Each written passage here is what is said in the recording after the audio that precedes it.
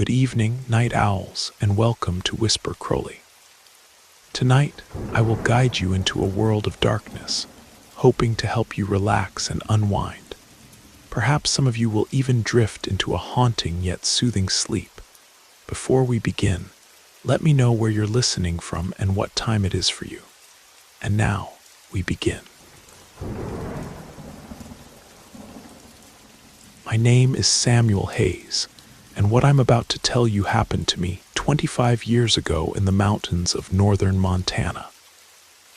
Back then, I was a different man, younger, more determined, maybe more foolish. I had this dream of building something from nothing, of carving out my own piece of America in the wilderness. I wasn't wealthy enough to buy land outright, so I did what folks used to do in the old days. I became a homesteader. Found myself a remote valley in the Pine Ridge Mountains, about 400 miles from the nearest town.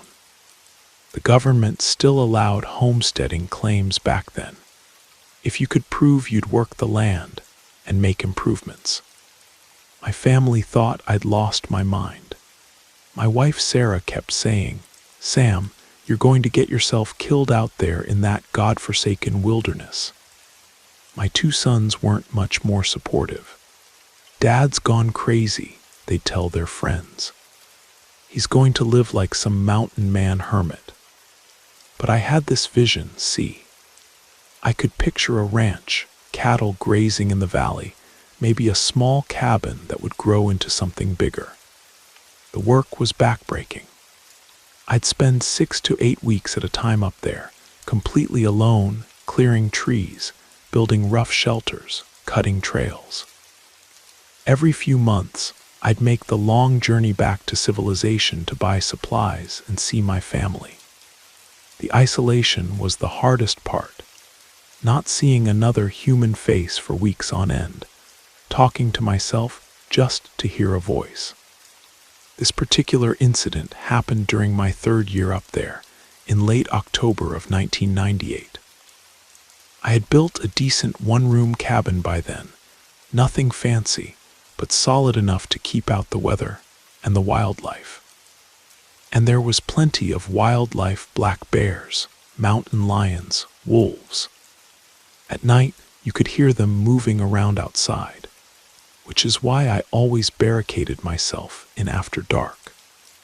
On this particular evening, I was cooking supper on my wood stove, listening to a battery-powered radio trying to pick up some distant AM station. The static was terrible, but it helped with the loneliness. Outside, it was one of those pitch-black October nights with no moon, the kind where the darkness seems to press against your windows like something alive. I had just put some beans on to heat when I heard something walking across my roof. At first, I thought it might be a raccoon or maybe a squirrel, but the footsteps were too heavy, too deliberate. I turned down the radio and listened more carefully. Whatever it was big, and it was definitely walking around up there like it owned the place. My first thought was mountain lion. They're good climbers, and if one caught the scent of my food, it might try to find a way in. I grabbed my 12-gauge shotgun from where it hung on the wall and picked up my flashlight. In a place like that, you never go anywhere without a gun and a light. It's basic survival. The footsteps stopped for a moment, then started again, but now they were different, more purposeful.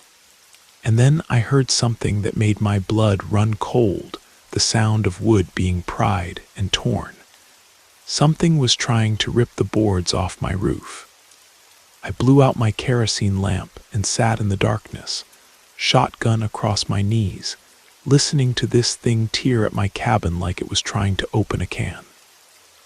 The sounds were violent, aggressive, and they were getting worse. Boards creaked and groaned under tremendous pressure. That's when I realized this wasn't any animal I knew. The movements were too intelligent, too methodical. For a crazy moment, I wondered if it might be a person, maybe some drifter or criminal hiding out in the mountains. So I called out, trying to keep my voice steady. "Hey, there's someone in here with a gun. You try to break in, you're going to get a belly full of buckshot." The noise stopped immediately. Dead silence for maybe 10 seconds. Then I heard something that made my skin crawl, a low, rumbling sound that wasn't quite human, but wasn't quite animal either. And then, clear as day, the sound of massive wings flapping. That's when I knew I was dealing with something that shouldn't exist. The attacks on my roof became more violent. Whatever this thing was, it had incredible strength. I heard boards splintering, nails squealing as they were pulled loose. The whole cabin shook with each impact. I sat there in the dark, finger on the trigger, trying to figure out how to defend myself against something I couldn't see or understand. Then, with a loud crack that echoed through the valley, one of my roof boards gave way completely. I could see stars through the gap, and more importantly, I could see something moving up there, blocking out the stars as it shifted position. I knew I had to act. If it tore away another board or two, it would be able to get inside, and I'd be trapped in a confined space with God knows what. I switched on my flashlight and aimed it up at the hole in my roof. What I saw in that beam of light still haunts my nightmares. It was crouched there like some demon from hell, partially hanging through the opening in my roof. The thing had a vaguely human shape, but wrong in every way that mattered. Its face was a nightmare fusion of man and bat, elongated features, pointed ears that twitched and moved, and a mouth full of sharp teeth set in what could only be described as a malicious grin. But the eyes were the worst part. They were human eyes, intelligent and aware, and they reflected my flashlight beam like mirrors.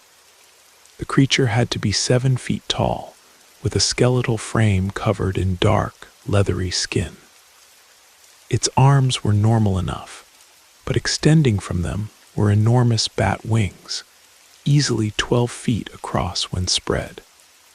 It had been trying to fold those wings to squeeze through the hole, which is why it couldn't get all the way inside. For a moment, we just stared at each other, this impossible creature and me. Then my survival instincts kicked in, and I pulled the trigger. The blast was deafening in the confined space of the cabin. The creature let out a shriek unlike anything I'd ever heard, part human scream, part animal howl. It fell backward onto my roof, then tumbled to the ground outside with a heavy thud. I could hear it thrashing around out there, making those horrible sounds. I grabbed a ladder and climbed up to get a better look, to see if I'd killed it or just wounded it. When I shined my flashlight down, I got my first full view of the thing. It was even bigger than I'd thought, lying there on the rocky ground in front of my cabin. Dark blood was spreading across its chest where my buckshot had hit, but it was still moving, still alive. As I watched, the creature struggled to its feet. Even wounded, it moved with an unsettling grace. It looked up at me with those human eyes, and I swear I could see intelligence there, maybe even recognition. Then it did something that almost made me drop my flashlight. The thing reached into its mouth and pulled out some kind of thick, dark substance, like tar or thick saliva. It smeared this stuff over its wounds, and I watched in horror as the bleeding seemed to slow. Whatever this creature was, it had some kind of healing ability. I didn't wait to see what would happen next. I aimed my shotgun and fired again, catching its center mass. This time the impact knocked it backward, and it stumbled toward a large boulder that sat at the edge of a deep ravine behind my cabin. But even with 2 loads of buckshot in it, the thing wouldn't go down. It spread those massive wings, and for a moment I thought it was going to try to fly. Instead, it fixed me with those terrible human eyes one more time, let out another of those awful shrieks, and then launched itself into the air. I watched it climb straight up into the night sky, wings beating powerfully despite its wounds. Within seconds, it had disappeared into the darkness above the tree line, leaving me standing there on my roof, shaking and trying to process what I'd just experienced. I spent the rest of that night barricaded inside my cabin, expecting the thing to return at any moment. Every sound from outside made me jump. Every creak of the cabin made me grab for my gun. But dawn came without another visit from my nightmare creature. I stayed up there for another 3 weeks, finishing some work I'd planned to do before winter set in. But I never saw the bat creature again. Never heard those wings or that terrible shriek. Sometimes, on very quiet nights, I'd think I glimpsed something large moving against the stars, but it might have been my imagination. I never told anyone about what happened that night. Not my wife, not my sons, not the folks in town when I went back for supplies. Who would believe such a story? They'd think the isolation had gotten to me, that I'd cracked under the pressure of living alone in the wilderness. But I know what I saw. I know what tried to tear its way into my cabin that October night 25 years ago.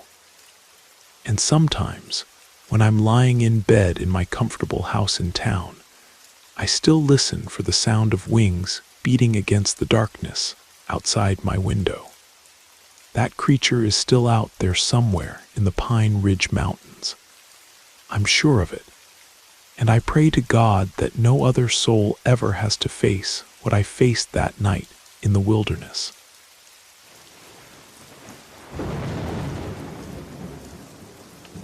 I hope you enjoyed the first story.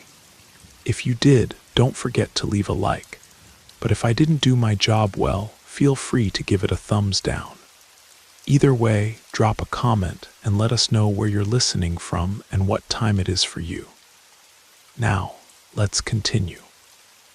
If this had happened today, I'd probably say it was all just some elaborate prank. But this was back in 1985, when nobody even talked about that kind of stuff. Back then, I truly believe something from the depths of hell showed up in that cemetery that night. My name is Joseph Candido Barbosa, though most folks around here just call me Joe the Gravedigger. That pretty much sums up what I did for 37 years of my life. Though to be honest, I did a bit of everything around that place, painted the walls, mowed the grass, cleaned up after storms. The only thing I didn't do was night security, because back then, nobody bothered watching over people who were already dead. I'm 73 now, been retired for a few years, and I can tell you with absolute certainty that there are hidden things in our world that most people can't see. Only a few folks have the gift to see, hear, and feel what I'm about to tell you. This happened a long time ago, back in '82, when I was still young but already married with kids of my own. The Riverside Cemetery sat on the outskirts of town back then, though nowadays the city's grown up around it so much you'd think it was right downtown. Besides me, there was another guy who worked as my helper, Felipe, though everyone called him Coke. This friend of mine lived in the last house on Maple Street, and after his place, there was just a dirt road stretching about 200 yards straight to the cemetery gates. Beyond that, the road continued out to the farmland and rural properties. Besides taking care of the cemetery grounds, I picked up extra cash now, and then maintaining family plots and mausoleums. Some of the wealthier families would slip me a 20 or 50 here, and there to clean up their loved ones' graves, replace flowers, that sort of thing. The work really picked up around Memorial Day and Easter week, and when things got busy, I'd bring Coke along to help. Since this wasn't city work, I split the money with him. The problem was, the guy was scared of his own shadow. I still don't know how a man that jumpy ever ended up working in a cemetery. He was always telling me about hearing strange things at night, footsteps when nobody was around, voices calling out, shadows moving between the headstones. Maybe there was truth to it, but who's to say it wasn't just living folks up to no good? Some people have no respect for anything or anyone, including using grave sites for their shameless activities. One particular afternoon, I was working on the marble mausoleum of the old Morrison family. They'd been prominent in town since before the Civil War. I stopped by Coke's house and asked him to come help. We spent the whole afternoon there, painting and making repairs, and by the time we finished, it was already 6:30 and completely dark.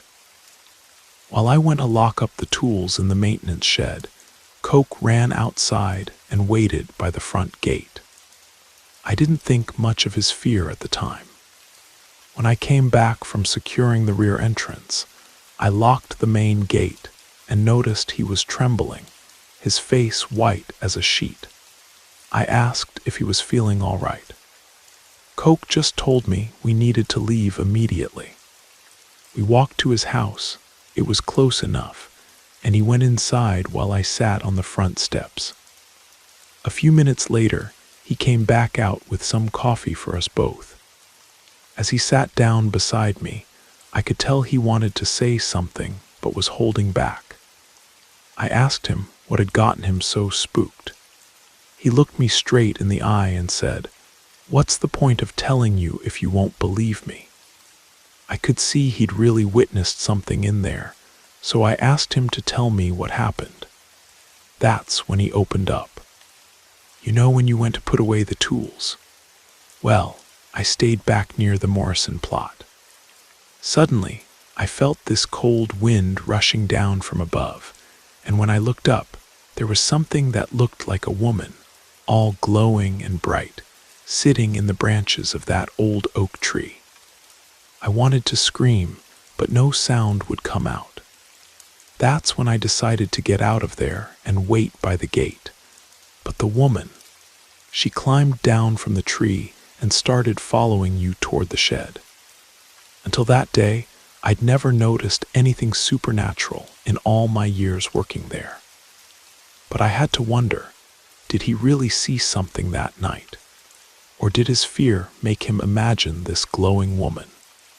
From that day forward, if Coke had been scared of the cemetery before, now he was absolutely terrified. Whenever I needed his help with any work there, he'd tell me he'd only stay as long as there was daylight. About 2 months later, an elderly woman who'd moved away to live with family in Charlotte, but had fallen ill, passed away. Her final wish was to be buried back home in our cemetery. The service was scheduled for evening, and since the family already owned a plot, I just needed to prepare the site and wait for the hearse to arrive. Coke wanted to leave before dark, but I explained we had to wait. We stood outside the gates, and around 7 o'clock, the funeral procession arrived. The minister said some beautiful, comforting words, and after the burial, everyone went home, leaving just me and Coke to clean up and lock the gates. Back then, the cemetery had no electricity.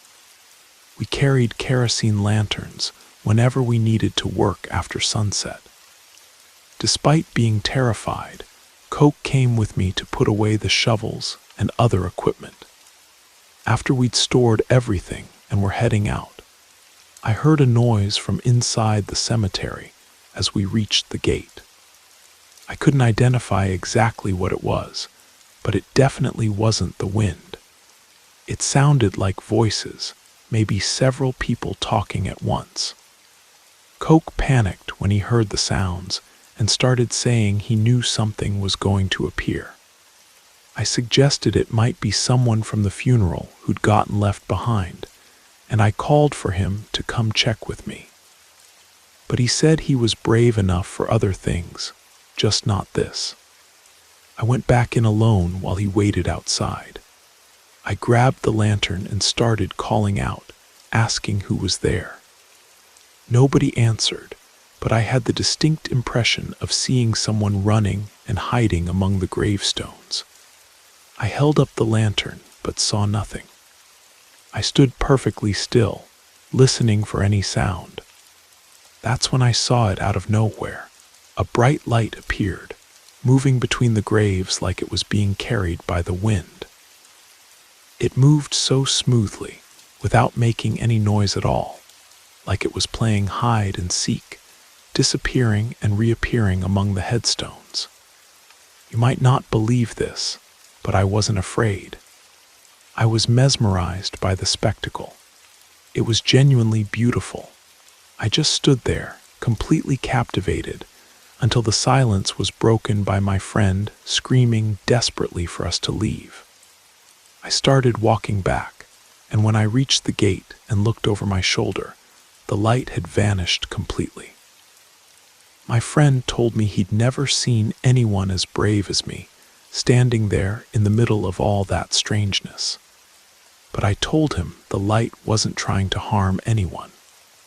I'd always respected the dead, but after that night, my respect deepened even more. I can't explain it, but I started hearing things from time to time. Children's laughter, footsteps, and often when I was preparing a grave or working on a brick tomb, I'd feel like people were standing right beside me, watching me work. I felt no fear or chills from these presences. But there was one time I discovered that just as good exists in this world, so does evil. I was whitewashing a beautiful mausoleum belonging to the family of a former mayor. Coke was off in the distance, clearing weeds. It was about 5 in the afternoon. The sun was getting low, when suddenly a terrible smell of rotting flesh filled the air. At first, I thought maybe a grave had cracked open somewhere. Then I heard a voice calling to me, "Joseph, go home, don't stay here." This time I felt a chill run down my spine. I shouted to Coke, asking if he'd called my name. He said no. Since I'd finished the work anyway, I decided to put away the bucket and brush. As I walked toward the shed, I heard the same voice again, telling me to leave. This had never happened before. I decided to listen. I called Coke over to put away his tools so we could go. As soon as he'd stored the hoe, I heard the voice one more time. Then came a violent gust of wind, and suddenly I saw a dark shadow racing back and forth, making the most horrifying sounds. This shadow wasn't human, it was monstrous, moving incredibly fast, seeming to dive in and out of the earth itself. At that moment, I ran. I didn't even bother with the front gate. I found a way to jump the back fence and made my way through the woods to get out. When we reached Coke's house, I was shaking. He looked at me and said, "Well, where's that tough guy now? Now do you believe me? I told you there were strange things in there." He was absolutely right to be afraid. That creature was deformed, twisted. It wasn't a being of light. It was definitely something demonic. I honestly have no idea if it stays in the cemetery permanently or just appears from time to time. That was the first and only time I encountered the dark shadow. But the other creatures, the benevolent ones, I continued to hear and sense their presence until the day I stopped working there. Even today, whenever I visit the cemetery, I feel like several invisible people are there, just watching who comes and goes. That's my story, and I'm sticking to it.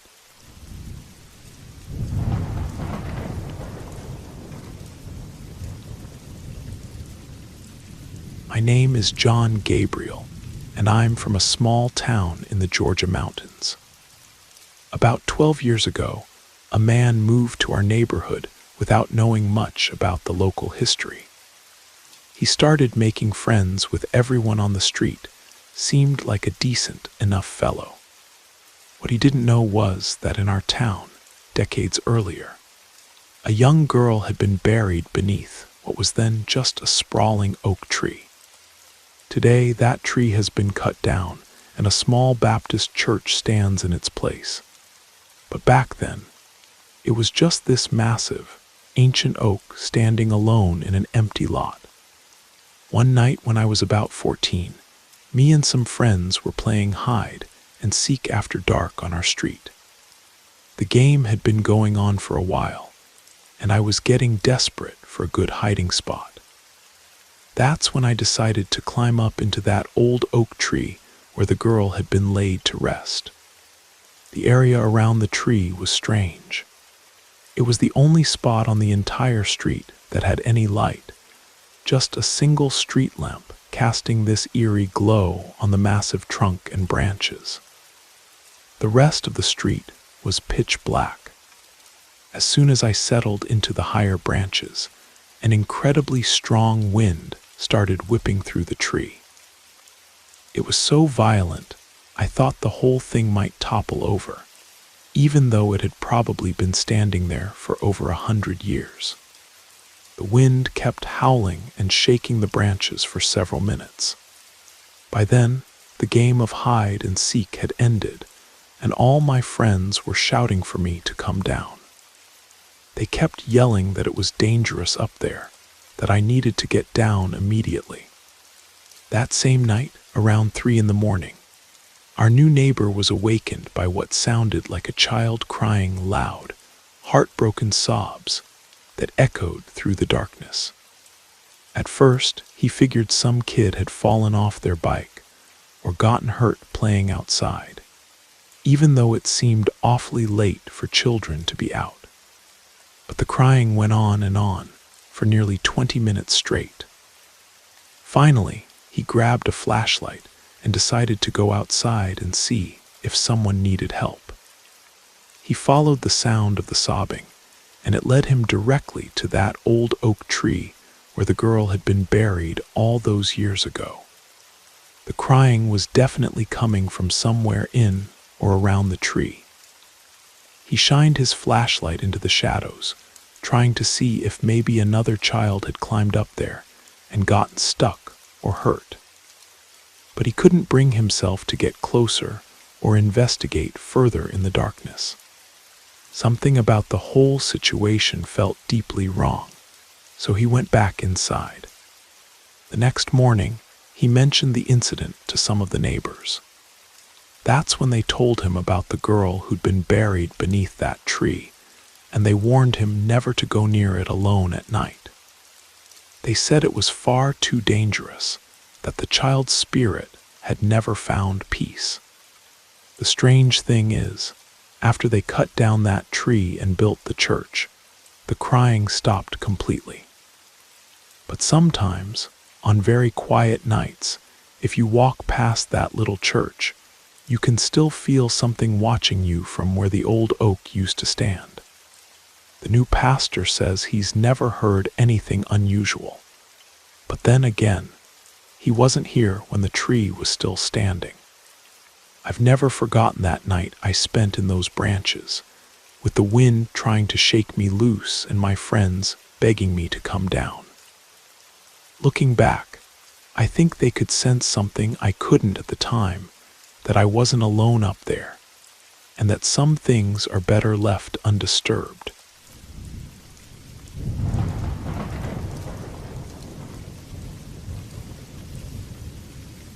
My name is Robert. I'm 47 years old, and I live in a small town outside of Tulsa, Oklahoma. I work as a baker, and the experience I'm about to share gave me severe anxiety attacks that I'm still dealing with today. To tell this story properly, I need to explain about my father, William. Dad's getting up in years, and his lifetime of smoking finally caught up with him. One evening, my mother called in a panic, saying Dad couldn't breathe and that we needed to get him to the emergency room immediately. I rushed over and drove him to our local medical center, where the doctor said he'd need to stay overnight for tests to determine what was wrong with his lungs.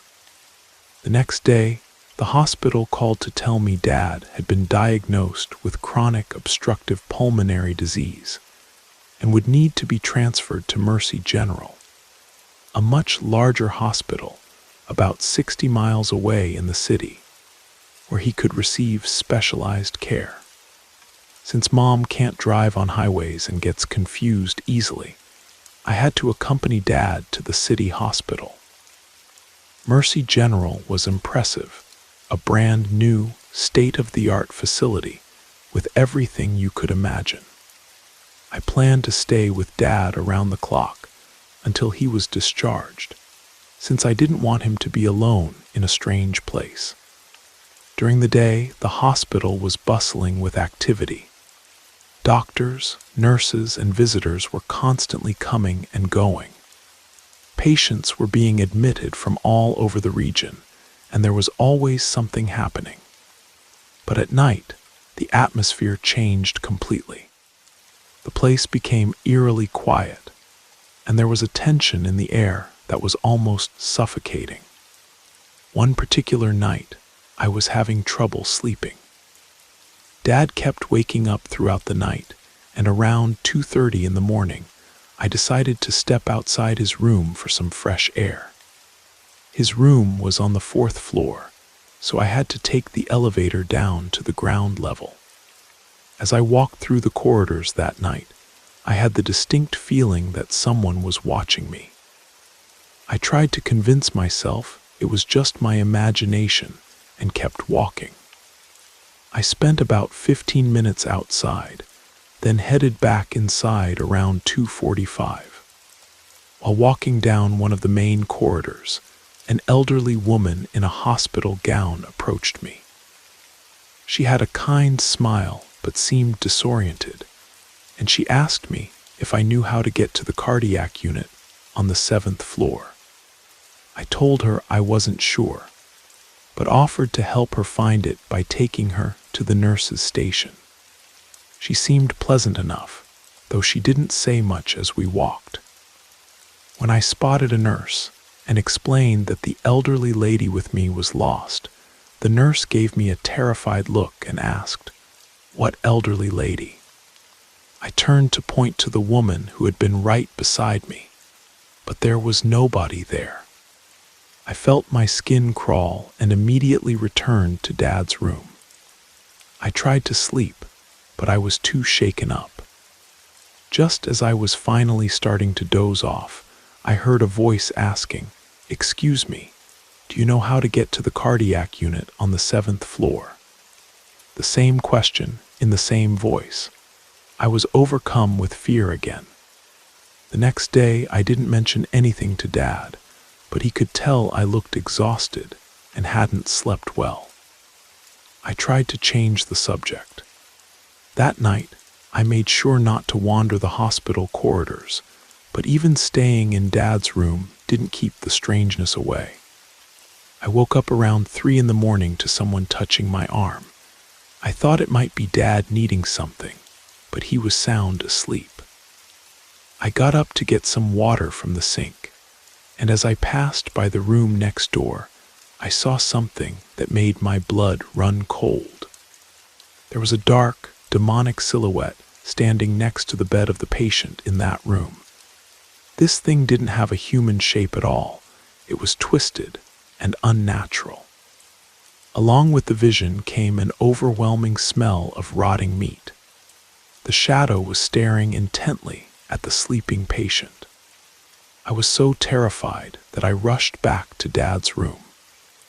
The next morning, we learned that the patient in the adjacent room had died during the night. I was deeply disturbed and afraid to share these experiences with anyone, worried they'd think I was losing my mind. But one day, I struck up a conversation with one of the hospital orderlies and casually mentioned that the hospital seemed pretty spooky at night. He immediately agreed and started telling me that the place was definitely haunted. He said there was a doctor who had committed suicide in one of the bathrooms on the 3rd floor, and that his spirit still roamed the halls. He also told me that nurses frequently heard patients calling for help, but when they'd arrive at the rooms, everyone would be fast asleep. The orderly said it was common to hear moaning and screaming coming from the operating rooms, even when they were completely empty. He also mentioned that once, his radio started making strange static noises. At first, he thought it was another employee trying to reach him. But then he heard a voice clearly say, "Pediatrics." He went to check the children's ward, and while walking down that corridor, he heard a child's laughter. When he turned around, he saw a shadow figure entering one of the rooms. But when he went to investigate, the room was empty. After several days, Dad recovered enough to go home, and we finally left Mercy General. But I'll never forget the experiences I had in that hospital. To this day, I still get anxious whenever I have to visit any medical facility at night. There are some places where the line between the living and the dead seems thinner than others, and Mercy General is definitely one of those places.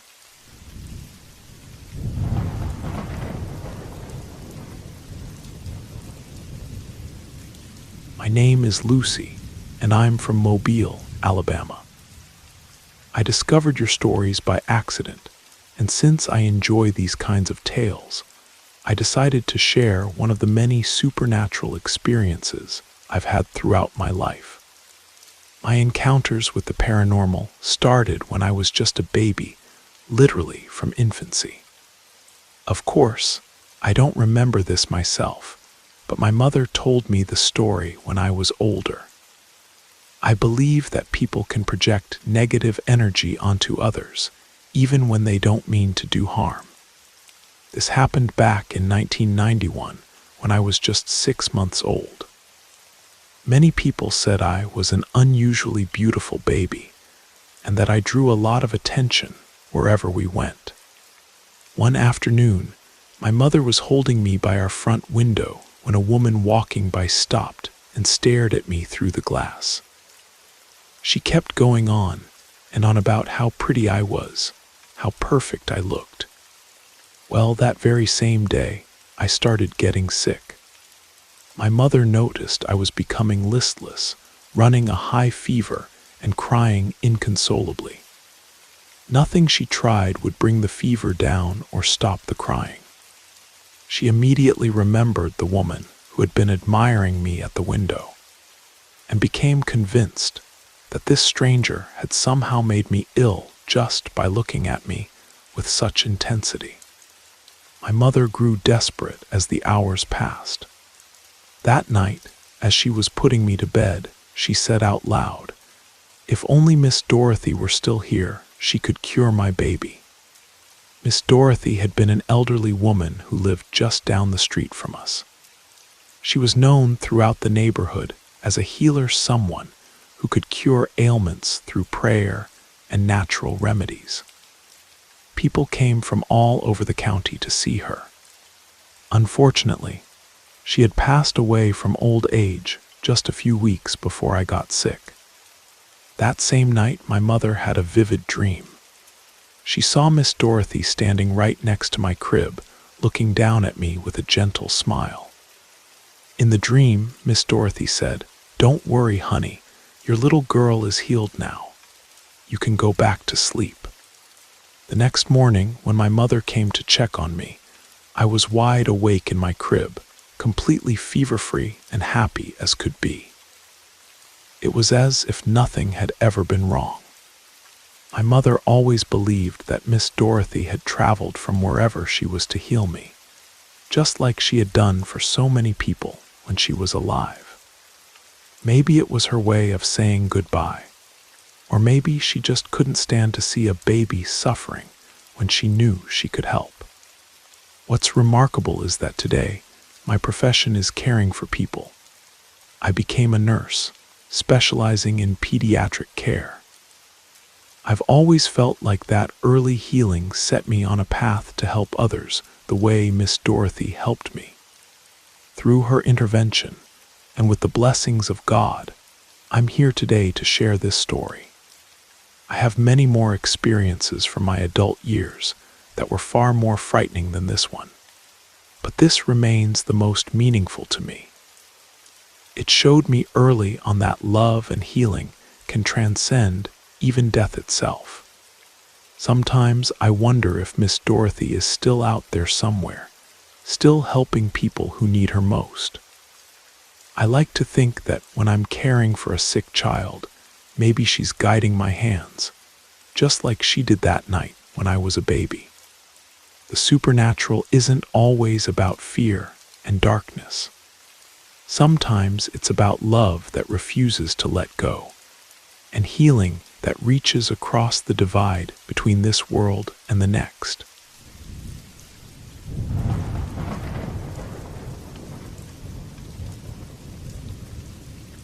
My name is Frank Rivera, and I'm 42 years old. I was born in Bakersfield, California, but I've been living in Fresno for quite some time now. The story I'm about to tell you didn't happen to me directly, but I grew up hearing it from my aunt, who goes by Dolores. She's 79 now and worked as a seamstress her whole life. She still lives in Coalinga, that small town in the Central Valley where this all took place. When I was a child, she saw something that haunts her to this day. I was young when she first told me this story. We were sitting alone on a cold winter night, drinking coffee, when she looked out the window and said that people nowadays think stories about werewolves and creatures are all made up.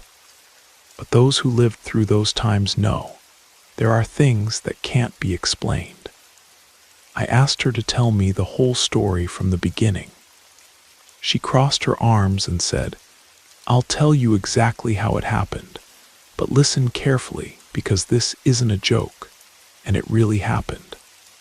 From here on, I'll tell it as she told me, using her own words as I remember them."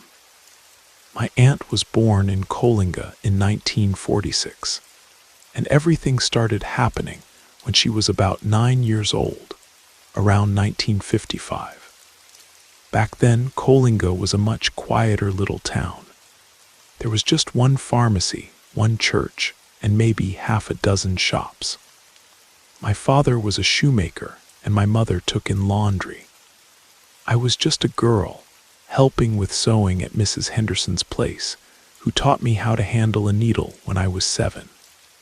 We lived in a simple house near the hill where the old wooden cross stood, the dark one that nobody visits anymore. It was on a Friday night that I heard the first sound. The wind was blowing hard and the roof tiles were rattling. I was sewing by lamplight when I heard a howl. At first I thought it was a dog, but it was different and it came from up on the hill. My mother made the sign of the cross and told me to finish my sewing quickly and go to bed. Back then, children didn't just wander the streets aimlessly. I was already helping my mother with her sewing work despite being so young. The next day, the town woke up in an uproar. They said that Mr. Augustus, the butcher, had found all his chickens dead in the backyard. But that wasn't all. His dog had disappeared, and they found enormous, deep tracks in the ground. Nobody knew what kind of animal it was. That same day, I went to deliver a dress to Mrs. Candace, who lived near the cemetery. On the way, I met old Joe Amaro, an elderly man everyone said was crazy, but who knew things. He stopped me and said, "He's back." I didn't understand and asked, "What?" He replied, "The man with the promise, the one who fled from hell but couldn't escape his debt." I got scared and ran away, but those words stuck in my head. That week, the whole town started talking about how the wolfman had returned. And the worst part was that it was someone from Kolinga, someone everyone knew. Back then, people talked a lot about werewolves, but nobody had actually seen one. But after that Friday, things started getting strange. Dogs disappeared, chickens died, and every night someone swore they heard howling coming from the woods. Some said it was a restless spirit. Others thought it was just people trying to scare folks. But I saw fear in the eyes of the older people, and old people's fear always has a foundation. That's when my mother told me something I'd never heard before. She said that long ago, a man named Valentine had lived here in Kolinga. He was known as a healer. He made herbal remedies, said prayers to break curses, and treated people from far away. People came from as far as Bakersfield just to see him. But one day he became rich overnight. He bought land, cattle, built a big house, and then disappeared. Nobody ever saw him again. The story that went around was that he had made a pact, made a promise to something evil to become rich. But when it came time to pay the price, he fled. He vanished from Kolinga without a trace. Years later, the werewolf cases began. My mother said the creature only appeared on Friday nights during a full moon, and that the curse came through blood, through the soul that remained in debt. It was that same week that everything became more serious. A cowboy from Buttonwillow came to visit relatives here and went to sleep at his brother's ranch. In the early morning, they heard him screaming. When they went to see, the man was lying in the yard all scratched up, his clothes torn. He didn't remember anything, only said he had seen a large shadow with glowing eyes and felt his body freeze. They didn't talk about it much. They took him away quickly. A few days later, a letter arrived from my Aunt Jessie, who lived in Taft. She told us that one of our relatives had died suddenly. He had been strong and healthy, but collapsed in the middle of the field. Before dying, he said the same shadow came every night and spoke words that my mother wouldn't explain to me at the time. The blood debt is alive. I couldn't sleep for several days. On one of those nights, I decided to go up to the Cross Hill in secret. I wanted to see with my own eyes, foolish child's curiosity, but I went. When I got there, I saw something I remember to this day as if it were yesterday. There were tracks on the ground, but they weren't human footprints or animal prints. They were a mixture of both. And there was a strong smell in the air, like something dead. I crouched down to get a better look, and suddenly I heard a growl behind me. I ran with my heart in my throat. When I got home, my mother was already waiting for me. She just looked at me and said, "You saw it. Now you'll carry this for the rest of your life." After that night, I never went up the hill again. I became afraid even to go out in the dark. My mother started leaving coarse salt at the door and lighting candles every Friday. She said it kept evil things outside, but even so, the cases increased. A man disappeared in the woods behind the old church. Another was found unconscious in the corral with his face scratched and his eyes rolled back. The town was on alert. That's when we learned about something that had happened in Hanford. A young man, cousin of a girl from here, was traveling to Kolinga by truck. He slept one night there, and in the morning appeared covered in dirt, with his arms cut and his eyes sunken as if he hadn't slept in days. He said he dreamed of a creature in the middle of the woods, a man with a deformed body dragging a chain. When he woke up, the room door was open and the mattress was overturned. His mother swore it was a sign of the curse and called a priest from Fresno to pray over him. But the young man was never the same again. It was around this time that a strange man appeared in town. Nobody knew where he came from. He arrived quietly, bought a piece of land on the outskirts of town, and built a small house far from everything. He said he just wanted peace, but for some reason, people didn't trust him. He had a heavy look and only went out at night. My father said his name was Severin, but nobody knew his last name. One day his neighbor, who lived closest to him, heard howling coming from the woods behind his house. She said it sounded like human screaming mixed with the sound of a wild animal. The next day, her dog had disappeared, and she found blood marks near the chicken coop. People started whispering. They said this Severin was related to Valentine, that old sorcerer, that he had come back to assume the family debt. Others said it was Valentine himself in disguise, that he had found a way to cheat death. But nobody had the courage to ask. A few months later, he disappeared out of nowhere. The house remained closed, and nobody ever talked about it again. But the howling continued. There was one Sunday when I went to visit some cousins in Delano. There was a religious festival going on. It was night, and we went to see the procession near the canal.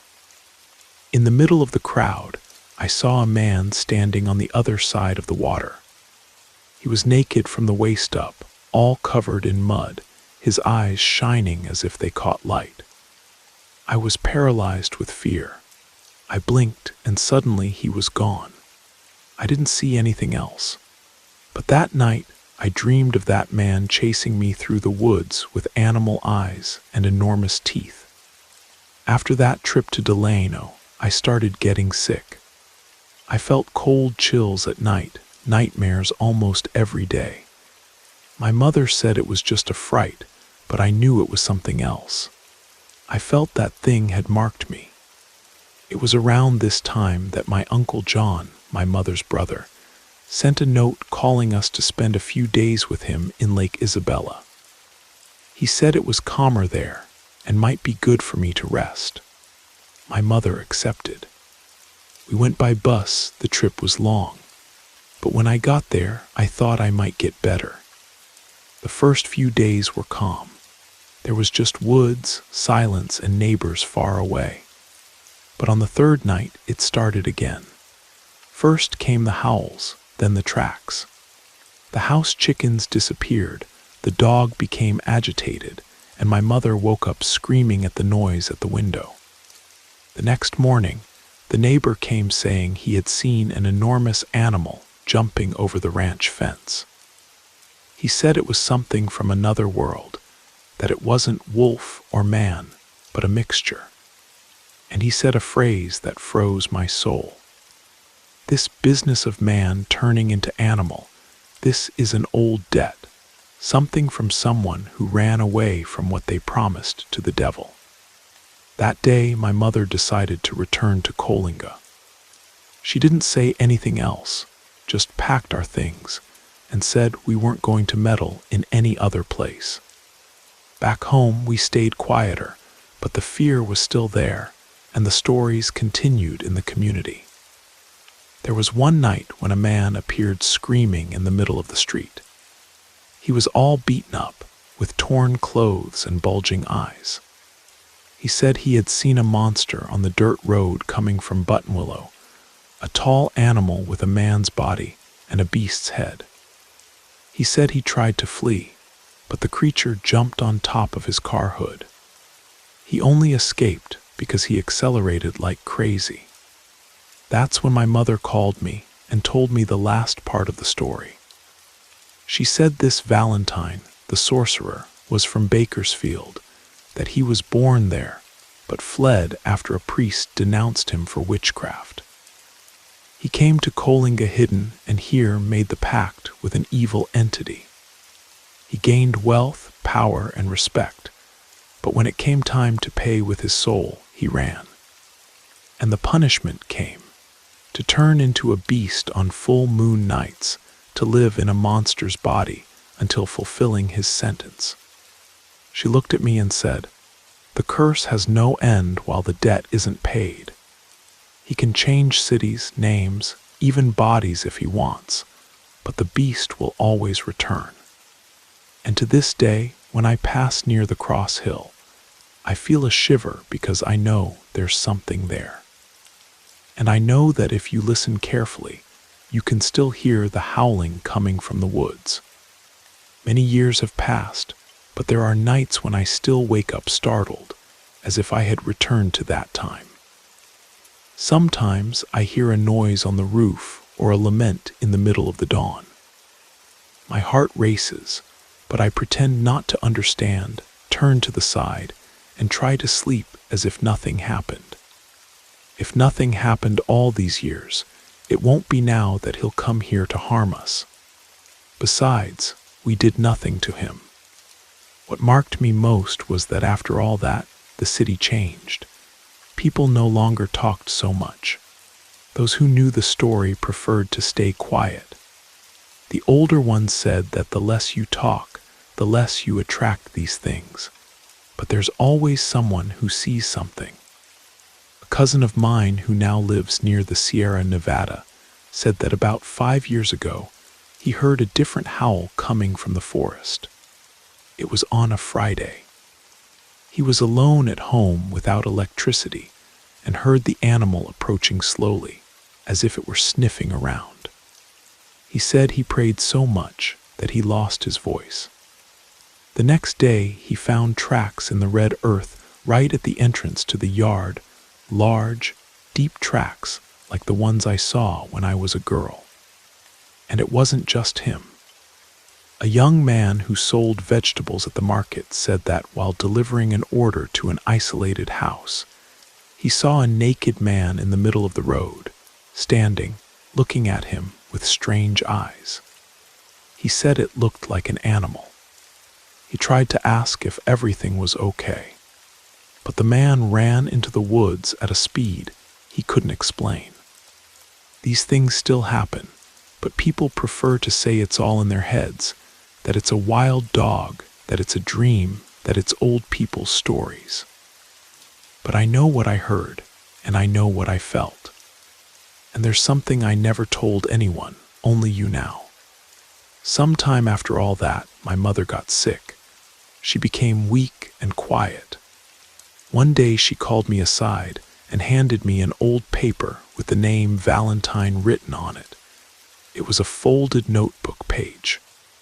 She said she found it inside the drawer of St. Anthony's altar in the church. On the paper, there were only 3 words written, already almost faded. The debt continues. I kept that paper to this day because I know the beast still lives. It may have changed cities, may have gone to another place, but the curse didn't end. And whoever carries the debt will have to pay someday. Maybe it's somewhere in California now, just waiting for the full moon. Maybe it even lives near us quiet, silent, trying to hide what it is. But every Friday of the full moon, when it gets dark, it becomes what it should never have become. These people who make pacts have no idea how dangerous it is. After she finished telling the story, she stayed quiet for a while, looking at the floor as if she were reliving all of that in her head. I didn't say anything, just stayed there quietly, trying to understand everything she had told me. My aunt doesn't lie. She's an honest, hardworking woman who makes a living sewing and has always been very respected in town. I believe every word she told me, and there are also many similar reports scattered around the world. That was the account my aunt told me, and I hope you understand that some debts can never be paid, and some promises should never be made.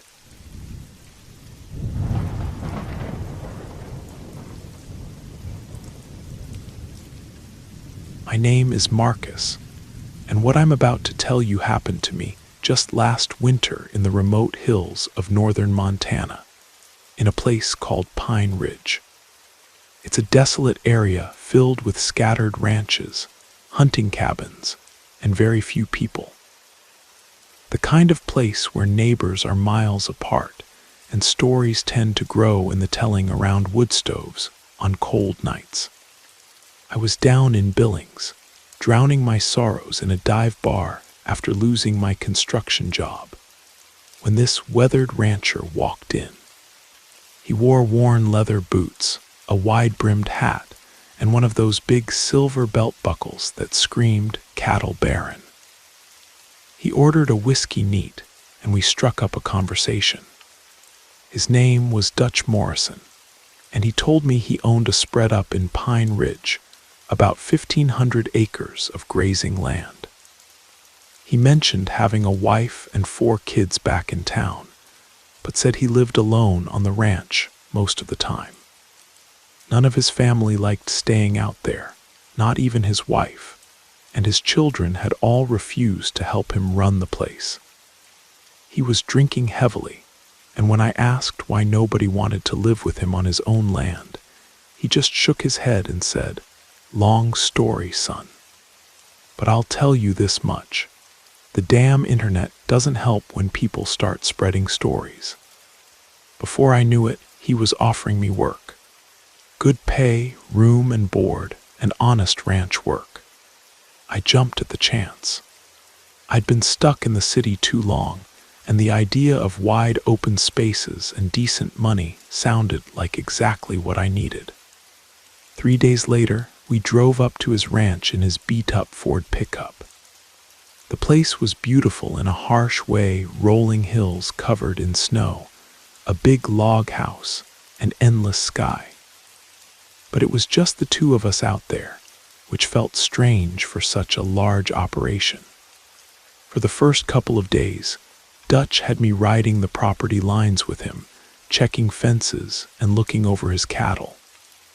The work was hard but satisfying. Then, on our 3rd day out, we came across something that changed everything. We found the carcass of one of his prize heifers, a beautiful black Angus that had been torn apart in a way that didn't make sense. There was a young calf nearby, trembling and calling for its mother. When Dutch saw the scene, he let out a roar that spooked the horses. "Goddamn beast," he shouted. "That cursed thing killed my best breeding cow." I was confused and more than a little shaken by his reaction. "What beast?" I asked. "A mountain lion, bears." Dutch's face went dark. "No, son, this was done by something else, something that walks on 2 legs when the moon is right." My blood went cold. "You mean a werewolf?" "That's exactly what I mean," he said grimly. "Been plaguing this area for years. It's why my family won't stay here, why property values have tanked, why I can't keep hired help. Most folks think it's crazy old Ben Crowfeather, who lives about 2 miles north of here. Hermit type, never talks to anyone, lives in a shack that's falling down around his ears. We rescued the calf and took it back to the ranch house. On the way, we passed by Ben's place, a ramshackle cabin with boarded windows and no signs of life. Dutch pulled out a .38 revolver and fired 2 shots into the air. "Crowfeather," he yelled, "I know it was you. Your days are numbered. I've got the calf you orphaned, and if you want it, come and take it. I'll be waiting, you son of a bitch." I managed to talk him down, and we headed home. That evening, after we'd fed the calf and had dinner, Dutch positioned himself on the front porch with a 12-gauge shotgun across his knees. "Put that calf in the back pen," he told me around 9 o'clock. "If that thing wants it, let it come. I've got enough firepower here to drop a grizzly." I did as he asked, then stayed up with him until about 2 in the morning. Finally, exhaustion won out, and Dutch told me to get some sleep. "This is my fight," he said, "but if you hear shooting, grab that .38 on the kitchen table and be ready." I went to bed but slept fitfully. When morning came, Dutch was still on the porch, looking haggard but alert. "Did it come?" I asked. "Got close," he said, "real close. But I think it smelled me. Tonight I'm going up on the water tower better vantage point, and the wind won't carry my scent." The next evening, Dutch handed me his revolver and climbed up onto the old steel water tower that stood about 30 yards from the back pen. I locked myself in the house and waited, every nerve on edge. Around midnight, I heard it. First came a low growling that seemed to come from everywhere at once. Then, the calf started bawling in terror. I crept to the back window and peered through the security bars Dutch had installed. What I saw in the moonlight still gives me nightmares. It was huge, bigger than any wolf had a right to be, but it moved wrong, too upright, too intelligent. Its eyes caught the light like green fire, and when it looked up at the water tower, I swear I saw recognition there. Human recognition. The creature circled the pen, testing the fence, and that's when Dutch opened fire. The first shot rang out like thunder, followed immediately by a second. The beast let out a howl that was part animal, part human scream, and I saw it stumble. Dark blood gleamed on its shoulder, but instead of falling, it turned and bounded away into the darkness with impossible speed, disappearing into the tree line. Dutch climbed down from the tower, pumping fresh shells into his shotgun. "Got the bastard," he said with grim satisfaction. "Maybe not a killing shot, but I drew blood. If that really is old Ben Crowfeather, he's going to have some explaining to do." The weeks that followed were strangely peaceful. No more cattle killings, no more howling in the night. The orphaned calf, which I'd grown attached to and Dutch let me keep, thrived under my care. I bottle-fed him, and he followed me around like a dog. But there was something else. We hadn't seen hide nor hair of Ben Crowfeather. His cabin remained shuttered and silent, no smoke from the chimney, no movement whatsoever. After a month of this, Dutch and I decided to ride over and check on him. What we found was troubling.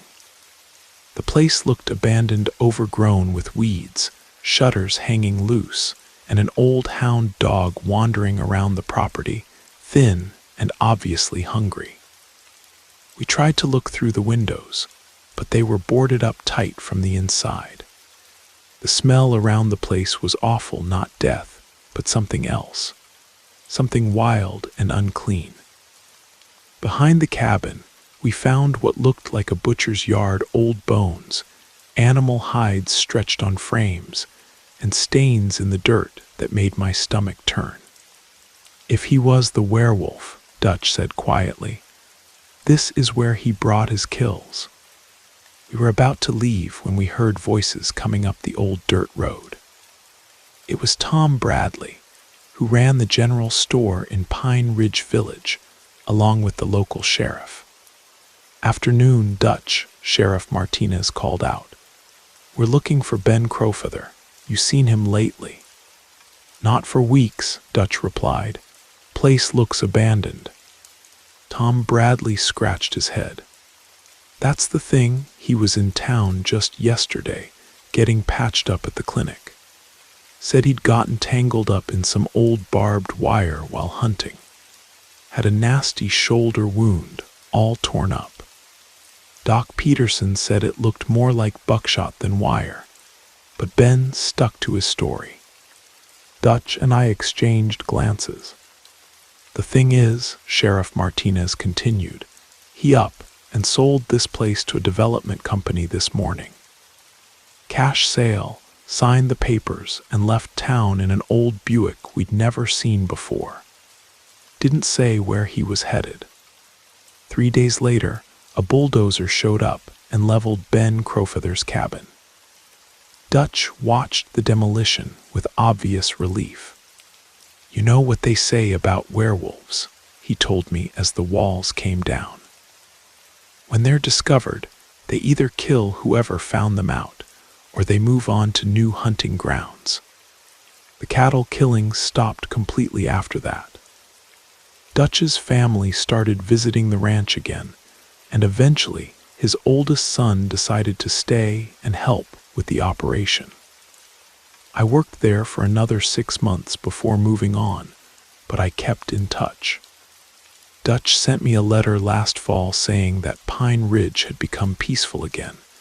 Property values were recovering, and he'd never been happier. But he also mentioned something that made my blood run cold. There had been reports from over in Wyoming, about 200 miles southeast, of strange animal attacks on livestock. Big, intelligent predator, the local ranchers said. Something that seemed to know exactly when and where to strike. Something that left tracks too big for any normal wolf. I still have that calf, by the way. He's a full-grown bull now and gentle as a lamb with me. But sometimes, on nights when the moon is full and the wind is howling through the trees, he gets restless. He'll stand at the fence line, looking north toward Montana, and let out a long, mournful sound that raises the hair on the back of my neck. Animals remember things, I think, and some memories run deeper than we'd like to believe.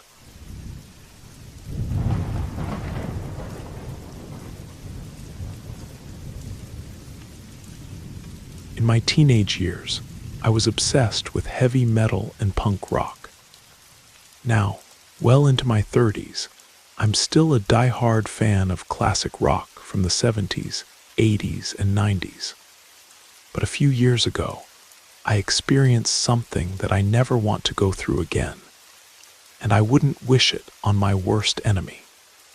I live in Pine Ridge, a small mountain town in Northern California, nestled right at the base of the Sierra Nevada foothills.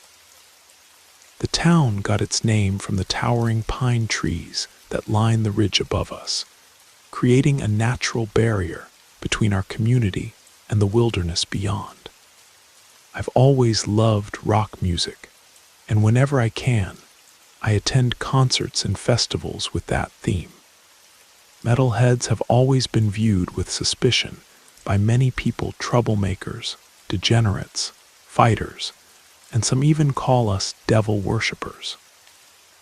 Thankfully, the rap scene has taken over most of the negative stereotypes these days. When I was a teenager, I used to hear stories about a man who lived as a hermit halfway up the mountain ridge. He would come down into town almost every week, at least once, to visit a spiritual center that was located right on my street. This center attracted many people, and strange things would happen there regularly. One evening, my friends and I were hanging out on the street when we suddenly heard a sound we had never heard before. It was like a bull or buffalo bellowing, really screaming in agony. Immediately after, people came rushing out of the center with expressions of pure terror on their faces. They jumped into their cars and sped away. The sound filled us with dread from our position on the street. I can only imagine what it was like for those who were inside witnessing everything. Many people claimed that rituals involving dark magic took place there, but I never believed in such things. I didn't believe in magic, legends, or folklore like Bigfoot or other supernatural creatures. The center was completely closed off from the street. You couldn't see anything inside. The walls were very high with broken glass embedded on top, and there was a solid wooden gate with some decorative spikes. Sometimes, while we were playing in the street during the sessions inside, something would pound violently on that gate, as if trying to break out onto the street. It was incredibly disturbing. We could hear the beating of drums, people chanting, and occasionally an animal that would scream with what seemed like pure rage, though we never knew what or who it was. Nobody really knew what was happening inside, but it definitely didn't seem like a typical spiritual gathering. It was certainly very different from anything we'd encountered before. One day we were sitting on the curb in front of the center when the drumming began. A man emerged from the gate wearing red and black clothing and walked toward us. He looked at each of us and said, "Good evening, children. Could you please play a little farther away from here until the session ends?" We looked at each other, stood up, and left without understanding what was happening. That night, I noticed there were no animal screams, only the chanting and drumming, which I found very strange. What was most interesting was that we didn't see the hermit who lived on the mountain enter that day, even though we always saw him arrive, but never saw him leave. My friends told me their parents said the mountain hermit was under some kind of curse. He had to complete some ritual to avoid spending the rest of his life as a beast in the woods. They said he couldn't live in normal society because during the ceremonies, he would merge with the forest animals and transform into a beast himself. I never believed it and always said it was nonsense, that these things didn't exist. I thought adults told us these stories to scare us or make us obey them. Time passed, and when I turned 18, I became very curious about what was inside that spiritual center. One night, I went around to the back street to see if I could get a better view from there. I climbed up on the wall of a neighboring house and observed through the branches of an apple tree. What I saw there was stomach-turning. There were several clay basins filled with the heads of dead animals, cattle, goats, rams, whole chickens, even guinea fowl. Where they held their sessions, there was an enormous image of a wolf or dog with glowing red eyes. Did they worship animals? But why sacrifice so many? I grabbed some apples and climbed down, just in case someone caught me coming down from there.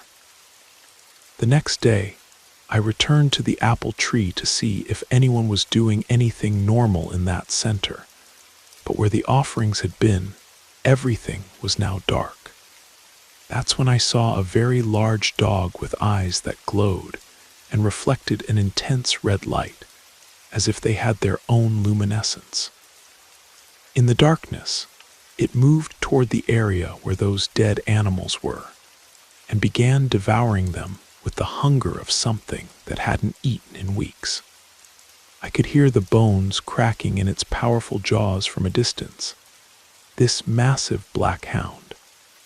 As I was slowly climbing down to avoid attracting the dog's attention and making it bark at me, one of the branches broke. I quickly grabbed another one, but when I looked at the dog, it was staring directly at me. I felt my body freeze with terror. I climbed down as fast as I could and ran home even faster. I locked myself in my room, and that night it was difficult to sleep because every time I closed my eyes, the image of that hellhound came into my mind. Years passed, and everything continued the same, except for me. I had become a much more mature young man and liked darker things, as every metalhead does. I wore a lot of black and accessories in that style. I worked hard during the week, and on weekends I went to all kinds of rock clubs and concerts, including Rock Fest, our local music festival. It was at Rockfest that I met Isabella. She was a beautiful redhead, and as soon as I saw her, I fell head over heels in love. By chance, she was from where I lived. We met and ended up hanging out together. On the way home, she told me she lived very close to my house. Actually, she lived on the street right behind mine. I asked her how I had never seen her before, since in Pine Ridge I knew almost everyone, being born and raised there. She told me she didn't go out much because she didn't get along well with the neighborhood. We talked and kissed, and then I mentioned that mountain hermit to her, asking if she had ever heard of him. She told me she knew things about him and had once seen something very strange. She said that one day she was coming from church with her mother, and the mountain hermit was coming down the street, that is, coming from the forest area. When he saw them entering their front gate, he turned around and started to go back, but like a quadruped on all fours. She said what caught her attention most was the agility of his movements, and that his eyes seemed to glow like a cat's. I told her what I had already seen, and since she was impressed by all these events related to the same person, she told me she thought that man turned into an animal. I had never believed in such things, but with everything I had seen and heard up to that point, I didn't doubt anything anymore. We stayed in the park talking until late, and then I walked her home. I said goodbye and left. When I turned the corner from her street, I heard a loud crash. It was a power transformer exploding, leaving almost the entire neighborhood without electricity. I looked toward my street and saw only darkness and a silence that stirred a fear that felt like a premonition. I started walking step by step with great caution because I couldn't see anything. That's when I had the idea to light the way with my cell phone. I turned on the screen and could see my path much better until I reached my front gate. When I was about 100 yards from home, I started hearing growls and snarls coming from the direction of the end of the street. I tried to illuminate with the phone's light, but it only lit up about 30 feet, and I couldn't see what was making those strange noises. For a few seconds, a spine-chilling silence took over the environment. But just when I was getting used to that slight tranquility, a thunderous, terrifying, and hoarse roar made even the hairs on my soul stand up. It was something I had never heard before. It seemed like that thing was right next to me. From the sound, it appeared to be something gigantic filled with rage. That thing seemed to be getting closer and closer, circling me the whole time. Instead of stopping, all that terror made me walk even faster through the immensity of that darkness. When my legs froze, something released a hot breath as if it had run very quickly behind me, leaving a putrid smell in the air. When I looked back, there was nothing there anymore. My phone died, and when I pressed the button to turn it back on, it simply wouldn't turn on again. That's when I was certain I wouldn't survive that night. Suddenly, I saw two incandescent eyes coming in my direction. They blinked and made those horrifying sounds.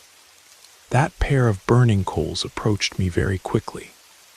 Soon, an unbearable smell of sulfur mixed with rotting flesh rose up, and it stopped about 10 feet from me. I was paralyzed by the fear I felt. The demon stood upright, and once again, step by step, it came walking in my direction. At one point, I began to feel the monster's breath. Petrified, I could hear the sound of saliva dripping to the ground. It stared at me for several seconds, and that thing, nearly 7 feet tall, let out a deafening roar that threw me to the ground. I put my hands over my ears to muffle that terrifying sound. I got up in panic and ran like hell, starting a desperate race to save my life. As soon as I crossed the corner of my street, the electricity came back on. When I looked back, where was that demon? It simply wasn't there anymore. To this day, I don't know if all of that was real, but I still feel the same sensation every time I tell or remember this story. After that day, I never saw that mountain gentleman again, and I could never get that memory out of my head. It was a true vision of hell.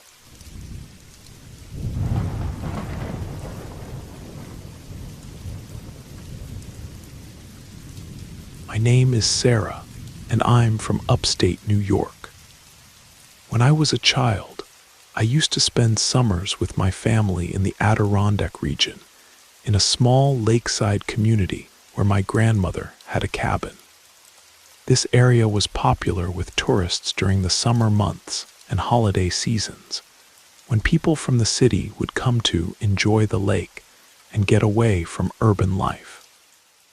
We would usually stay at my grandmother's place, and cousins would join us, making the cabin quite crowded during those visits.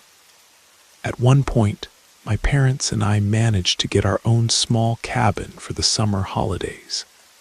It was closer to the main road, modest, but very comfortable. My grandmother and my aunt, however, had bought land and built a house in a much more remote location. It was in a development deep in the woods called Wilderness Pines, or something like that, where if you didn't have a car or ATV, you were going to have a hard time getting around. Back then, the place had few people and few houses. It was mostly forest, small lakes, and dirt roads. There was no running water in most of the houses in this development, so you needed to have a well and buckets since we didn't have pumps to draw the water. There were also few streetlights, leaving the place quite dark.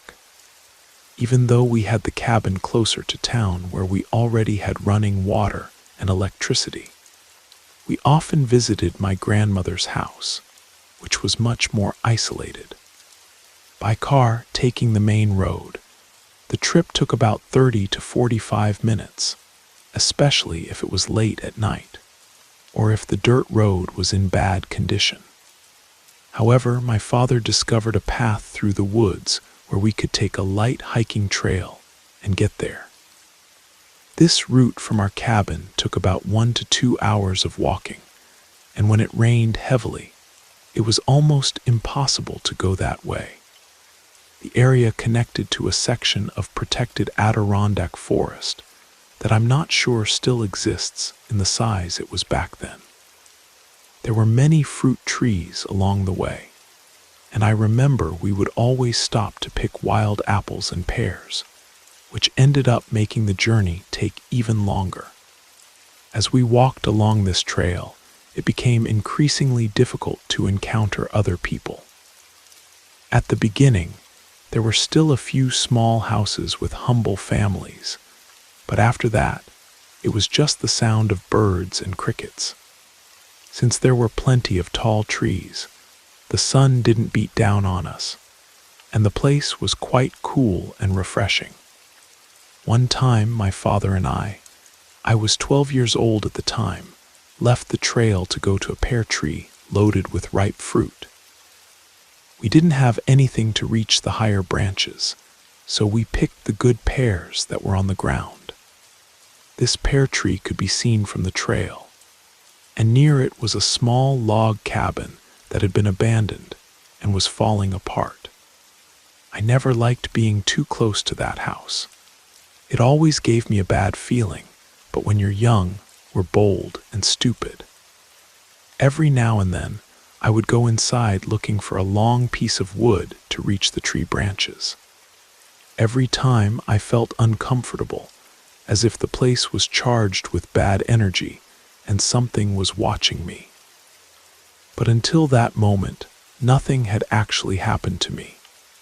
That day I went into the house because a wooden beam that was holding up the roof had fallen and was easy to pick up. Since it was long and didn't seem heavy, I could use it to knock down pears. I could have sworn that as soon as I set foot in there, something released a cold breath on the back of my neck. I turned around, startled, and saw nothing. I was a little scared, but ignored it. I picked up the wood and passed it to my father, who was outside. He couldn't enter the house because he couldn't fit through the small space where I was passing through. As I was pushing the wood through, I smelled that stench of a dead dog, and I swear I heard barking coming from the back of the house and footsteps running in my direction. The house had a small back porch with some large, rusty cages, chains, and a stone sink. If there were dogs, they would be back there, but I didn't dwell on the idea. Scared, I pushed the wood through and squeezed myself out quickly. My father didn't understand anything when I told him about it. He said it was because I watched too many horror movies and there was nothing there. Suspicious, I just ignored it, and after picking some pears, we continued on to my grandmother and aunt's house. Lunch there was excellent. My aunt had prepared a wonderful chicken stew for us. Afterward, we sat on the porch and in the doorway, eating pears while the day went by. I asked my aunt if she knew any stories about the place, and mentioned that I could swear there were some loose dogs around there. My aunt told me that much of that land had been farms in the past, and many people from the farms that still existed, some still functioning, had built their little houses there and raised their families. However, when I mentioned the dogs, she said that the people who lived there talked about an old man who had no family and made a living killing animals for various farms. This man used to walk around with a pack of dogs, but she had never actually seen him. Since the story was old, it was possible the old man had already died. In the end, she said that maybe I had heard some wild dog or even a coyote, which weren't common in the region, but still existed. The afternoon was getting late, and around 5 o'clock, my father called me so we could head home. I didn't want to go back through there, but my father insisted. We gathered our things and started the walk back. If I had known what I was going to go through, I would have asked to sleep at my grandmother's and only returned the next day. The forest was silent. We didn't hear birds or anything, and night was falling while we were still in there. My nervousness increased along with the fear, because at times like these, even a fruit falling seems dangerous. I quickened my pace and started walking close to my father, who decided to stop to pick a pear he saw along the way. While he was pulling at the pear, I looked around and noticed we were near that old man's house. That's when everything got worse. I felt a chill run up my spine, and I remember things clearly as if it were today. That strange energy was everywhere. It was like being in a greenhouse. I looked at the cabin's door and saw an old man there. He was staring at me and started walking toward the back of the house, as if he were going to get something. I warned my father, but he didn't pay much attention. I didn't take my eyes off the cabin and saw a shadow moving through the windows and holes in the wall. Quick footsteps started coming in our direction from the house, and with the leaves on the ground, they were quite loud. I couldn't see what they were, but they were growling. This time my father didn't dismiss it. He dropped the pear and picked up a piece of wood from the ground to defend himself. I said that the old man I had seen must have released the dogs on us, and while the footsteps got closer and closer, we decided to run. It was a horrible sensation, running there with everything getting dark and the sounds of pursuit behind us, but without being able to see what they were. We didn't stop running until we managed to get off the trail and reached the first streetlights. We made it home, and my mother didn't even believe the story, but it didn't matter. After that, we never took that trail again. Now it doesn't exist anymore. The town has grown and improved considerably, with pavement, shops, and lights. The road to get to my grandmother and aunt's house is still dirt and full of potholes. But after some drivers ended up going down the embankment and hitting trees, or falling into the lakes that border it, it's been improved. Whenever we go there now, we go by car and take that road. The entrance and exit to the trail no longer exist. They were closed off. But I'm sure there must still be some small houses lost in the middle of the forest that survived. I don't know exactly what happened that day. Whether it was the spirit of the old man, angry because we entered his house and took fruit from the trees nearby, or something from the forest. I only know that even though I'm skeptical, I'm not going to tempt fate.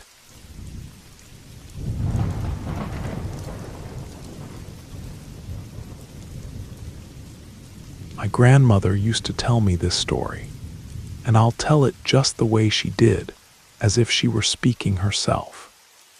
I've lived on this same land for more than 80 years now. But what I'm about to tell you happened long before my time, back in the 1930s. Pine Ridge was nothing more than a scattered settlement in the Montana wilderness, where each homestead was separated by miles of dirt roads and thick forest.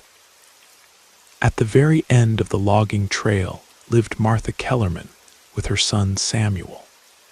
Her husband had died in a mining accident when the boy was just 5. And since then, she'd raised him alone. But that child was trouble from the very beginning. He had a darkness in him that seemed to grow with each passing year. He'd kill the neighbor's livestock for sport, lie without a second thought, and once he nearly burned down the one-room schoolhouse just to avoid his arithmetic lesson. Martha was a God-fearing woman, but she had a fierce temper when pushed too far.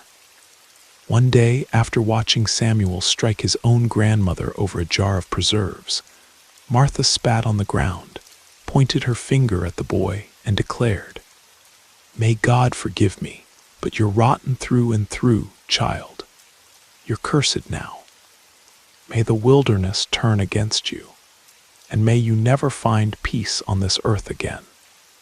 After that curse, Samuel disappeared for 3 days. Everyone thought he'd run off into the woods, but he came back looking like something wild had gotten hold of him. His clothes were torn to shreds, his skin was covered in scratches, his eyes had sunk deep into his skull, and he spoke in tongues that nobody could understand. Martha locked him in the root cellar for a week, but it didn't help. After that curse took hold, the boy changed. He wasn't human anymore, not really. At night, he'd run through the forest like an animal, leaving behind strange tracks that showed only 1 foot, as if he was hopping or gliding. The chickens would vanish without a trace. Cattle would be found dead with their hides turned inside out. People said it was a Wendigo, but there were things about it that didn't match the old stories. There were scorch marks on the dry earth, and sometimes you could smell smoke in the air even when no one was burning anything. My neighbor Jake swore he saw Samuel naked on top of Devil's Peak, spinning in circles with a whirlwind, surrounding him like the old stories tell of storm dancers. Another man claimed he watched the boy beating trees with a club, and all the forest animals would come running to him like he was calling them. But the worst part was when he started appearing inside people's homes without anyone opening the doors. He'd show up beside their beds in the middle of the night, standing perfectly still, with just one eye glowing in the darkness. He wouldn't say a word, just vanish back into the shadows, leaving behind the smell of pine sap and wood smoke. Some nights you could hear him laughing out there in the wilderness, a thin, high sound that cut through the wind like a blade. Martha began to waste away. She stopped eating, stopped leaving the house, stopped going to Sunday service. She said she could feel her son nearby, but couldn't bear to look at him anymore.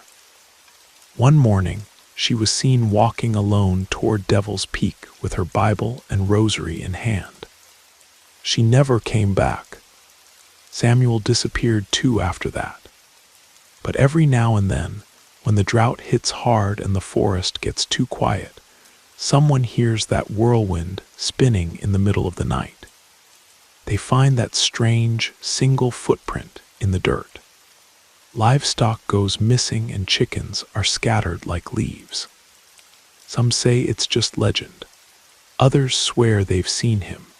But I've seen Samuel with my own eyes, and he's not human anymore. He's become something else entirely, a collection of all the worst things the wilderness has to offer. And all of it happened because his own mother put that curse on him. That's the story my grandmother told me, and I believe every word of it. Sometimes, when the wind howls through these mountains, I wonder if he's still out there, still running through the forest, still cursed to never find peace.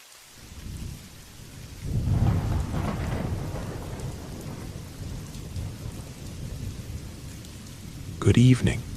My name is Christopher, and I'm approaching my 60th birthday. I spent most of my career as an English teacher in various schools across rural Tennessee, though I lived in the small town of Millfield. I often had to travel long distances to reach the more remote schools scattered throughout the mountains. Tonight, I want to share two experiences that happened to me when I was younger, probably around 25 to 30 years old. These events changed how I see the world, and I've never been able to explain them. The first incident occurred at my grandmother's old property. She had passed away several years earlier, leaving behind a small farm for her children and grandchildren. I'll be honest, I never liked spending much time there after dark. I always felt like I was being watched by things that shouldn't exist in our world. That's why I usually made sure to leave before sunset. But this particular day was different. I'd spent the entire afternoon at the farm, and my car had broken down. My brothers had taken their motorcycles to find help at a gas station about 15 miles away, leaving me stranded. The farmhouse sat in the middle of a large clearing, with a front porch that faced the dirt road and a back porch that looked out into the deep woods. Since I had nothing else to do but wait, I grabbed my cigarettes and settled onto the back porch to smoke. As I lit up my hand-rolled tobacco, I started feeling like someone was watching me. The sensation was so strong it made my skin crawl. The more I tried to ignore it, the worse it got. I looked around but couldn't see anything unusual. So I kept my head down and continued smoking, afraid to lift my eyes. I was alone out there with no way to leave. The sun had just set, and darkness was settling over the mountains. Just as I was finishing my cigarette, I heard something speak in a low voice. "Look at me." Every hair on my body stood up, but I couldn't bring myself to look. I was terrified of what I might see. The voice came again, louder this time and closer. "Look at me." My whole body was shaking now. I didn't have the courage to look up or even stand up. The voice was rough and gravelly, definitely not my brothers playing a prank. When it demanded my attention for the third time, I finally gathered enough courage to raise my head. I immediately regretted it. About 30 feet away, just at the edge of the tree line, stood a figure in a black suit. It was barefoot, and its skin was pale as moonlight. I could see it clearly because of the porch light, but what terrified me most was that it didn't seem to have a face, just two dark holes where the eyes should be. And from those holes came actual flames, real fire, as if there were twin furnaces burning inside its skull. I jumped up and ran into the house, slamming and locking the back door behind me. When I went to lock the front door, I saw two figures walking toward the property with their heads down. Thinking it was my brothers returning, I started running toward the gate. But as I got closer, both figures lifted their heads simultaneously. I watched in horror as they seemed to merge into a single person, and there were those same fiery eyes staring at me. I ran back to the house faster than I'd ever run in my life, locking every door and window before hiding in the bedroom closet. Imagine a tall man like me cramming himself into a closet to hide. That should tell you how terrified I was. I stayed there in the darkness for what felt like hours, praying silently and listening for any sound. The house was completely quiet. Eventually, I heard a car horn outside, followed by pounding on the door and my brother's voice calling my name. I crawled out of the closet, drenched in sweat, and let them in. When my brothers saw my condition, they asked what had happened. I was afraid they'd think I was crazy, but I knew deep down they would believe me. I told them everything from start to finish. They listened in silence, and when I mentioned the burning eyes, my older brother crossed himself and said that our grandmother had always seen things like that around the property. We fixed my car quickly and locked up the farm. The wind had turned bitter cold, but that wasn't unusual for the mountains. My brothers rode their motorcycles home while I followed in my car. When I got home and told my wife what had happened, she made me promise never to stay there after dark again. I couldn't sleep for 3 days. Every time I closed my eyes, I saw that thing with its burning eye sockets staring at me. To this day, I don't know what it was, whether it was some kind of spirit, good or evil, or some creature from the woods. I really don't know, and I hope someone might be able to help me understand it. Now let me tell you about my second encounter. I was working at a night school at the time, so I always got home late. Sometimes I'd give rides to students who missed their bus, which made me even later. There was a stretch of road I always took that included a crossroads where several fatal accidents had occurred over the years.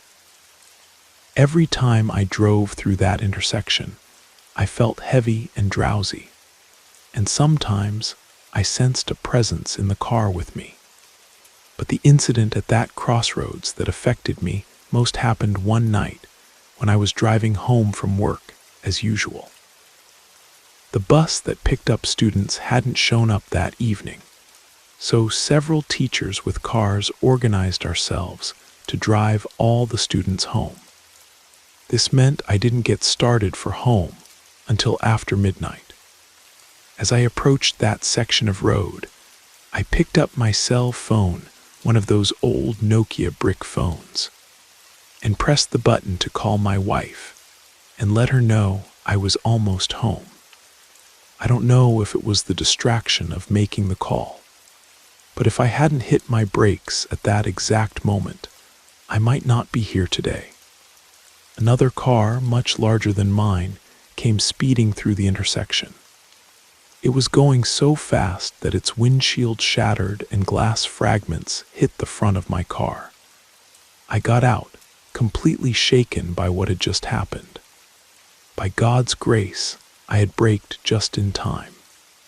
I checked my car for damage, and when I got back in, I felt something heavy inside with me, something that seemed to drain all my energy. I'll try to describe what I felt. It was like someone extremely heavy was sitting on my shoulders. My heart filled with a kind of desperation I'd never experienced before. When I glanced in my rearview mirror, I saw a woman dressed all in white sitting in my back seat. My heart started racing. I looked again, and she was gone, but that crushing weight was still pressing down on me. I tried to start the car, but it wouldn't turn over.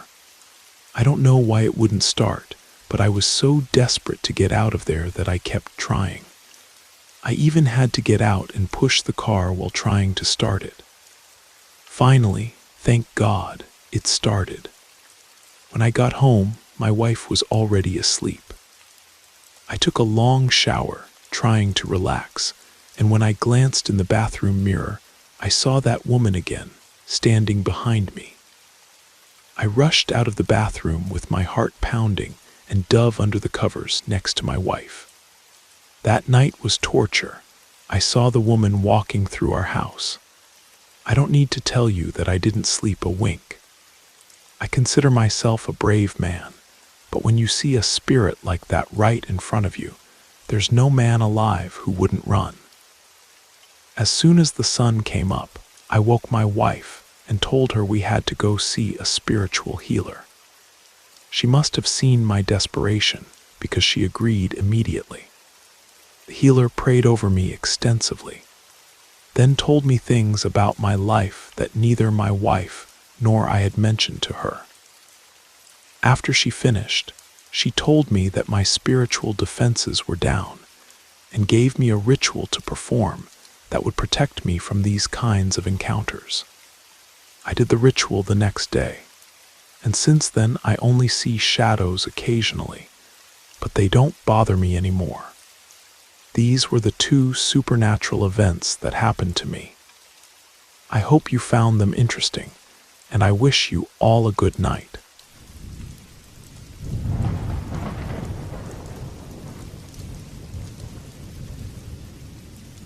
My name is Marcus, and I live in the small town of Cedar Falls in northern Michigan.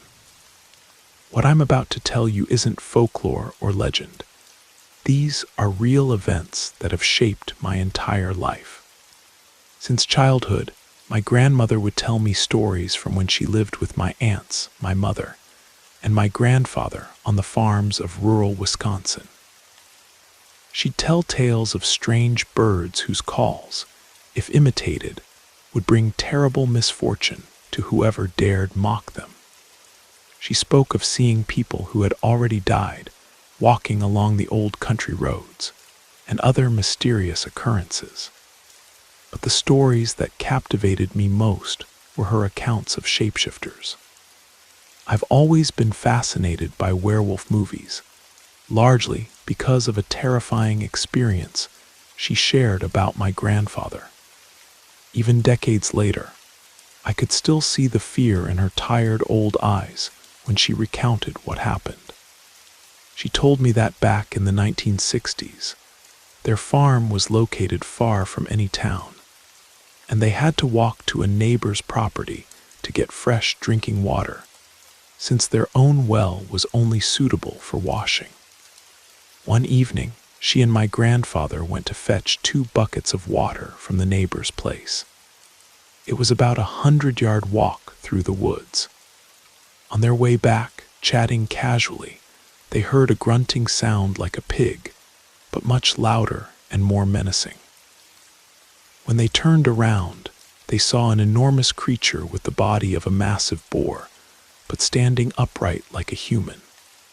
It had huge ears and tusks protruding from its mouth, walking on its hind legs, but occasionally dropping to all fours. Its eyes glowed yellow in the darkness, bright enough to cut through the night when it stared directly at them. The creature let out an even louder grunt, and they dropped their full buckets and ran home as fast as they could. They locked themselves inside and spent the night listening to that horrible, wet grunting sound circling their house. When I asked why it was a pig-like creature instead of a wolf, my grandmother explained how the transformation process worked. She said what the cursed person would become depended on where they performed the ritual. Since pig pens were common on farms, many shapeshifters took that form.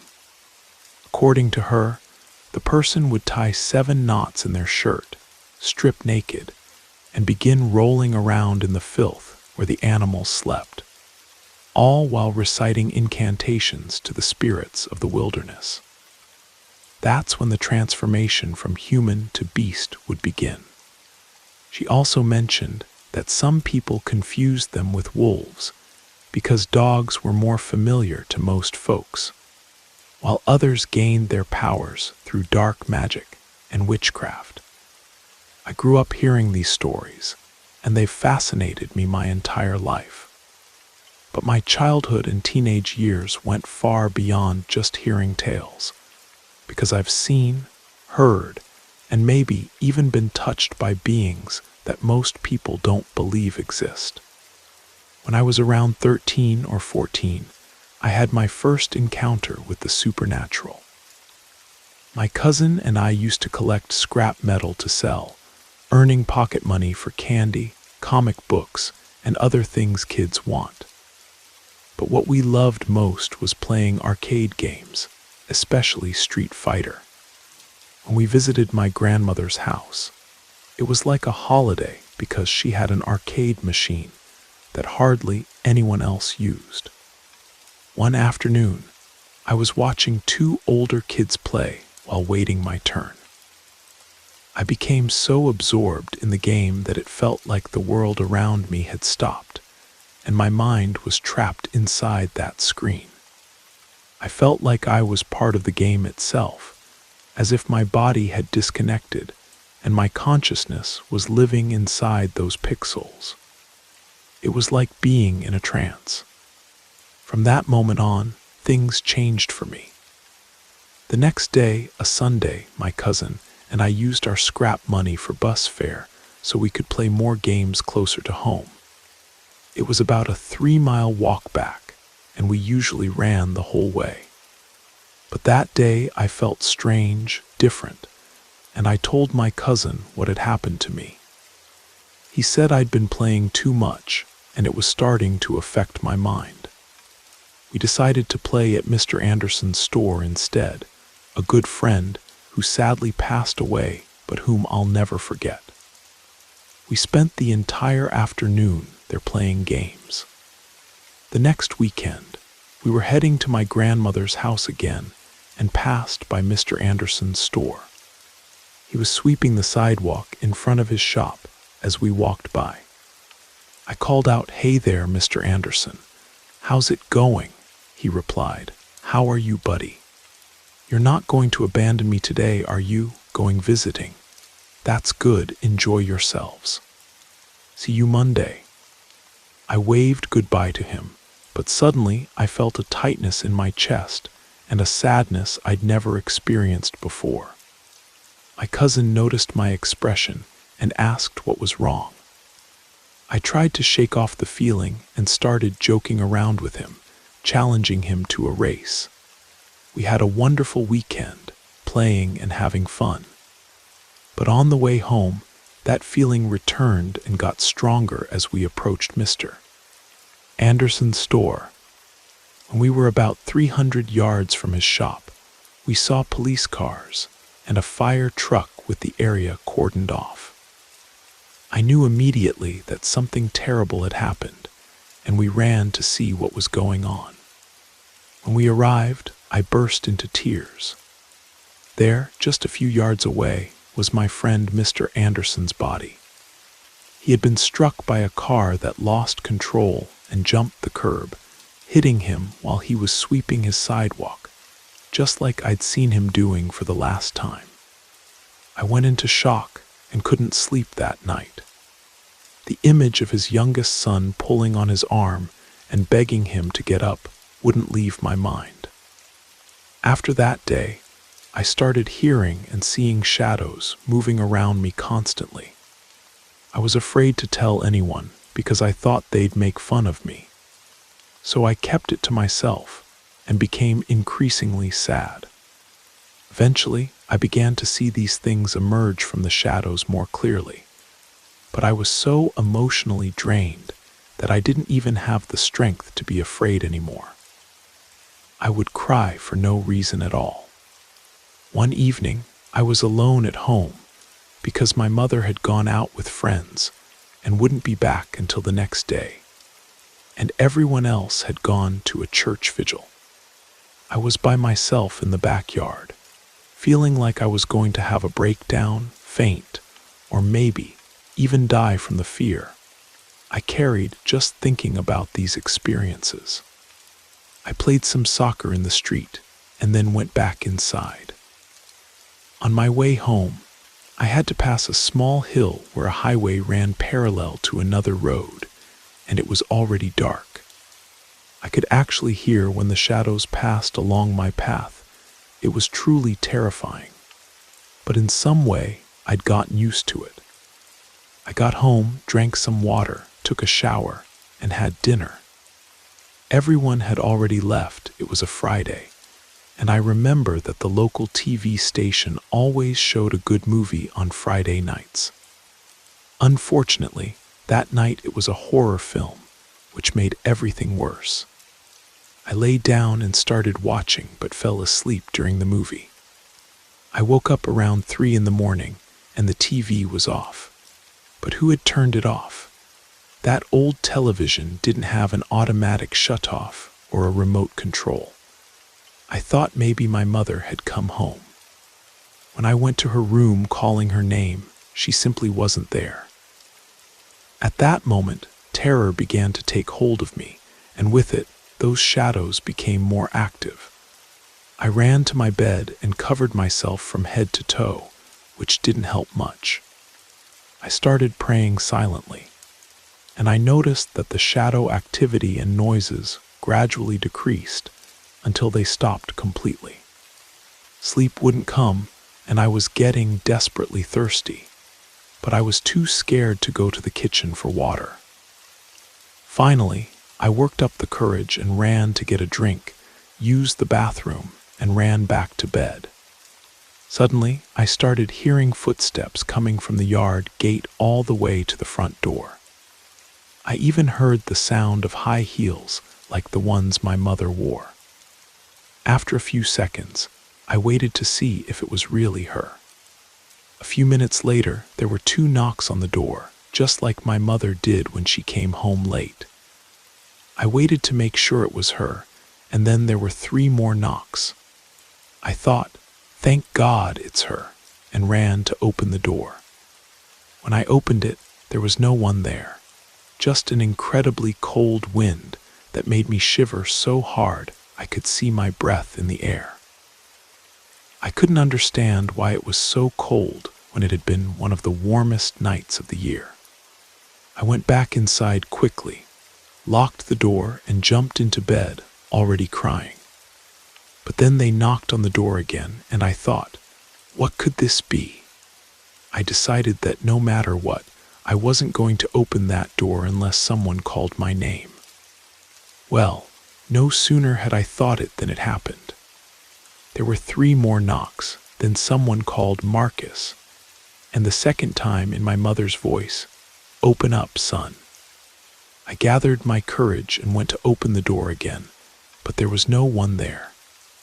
By now, I was in complete shock. I locked the door and buried myself under the blankets, praying constantly and without stopping. When my mother actually came home, I practically interrogated her before unlocking the door. Once I was sure it was really her, I told her everything that had happened. She said it was all in my imagination and that I was fine. But my terror didn't end there. Feeling hopeless because I'd lost faith in getting help, I tried to go on with my life, attempting to live with all of this.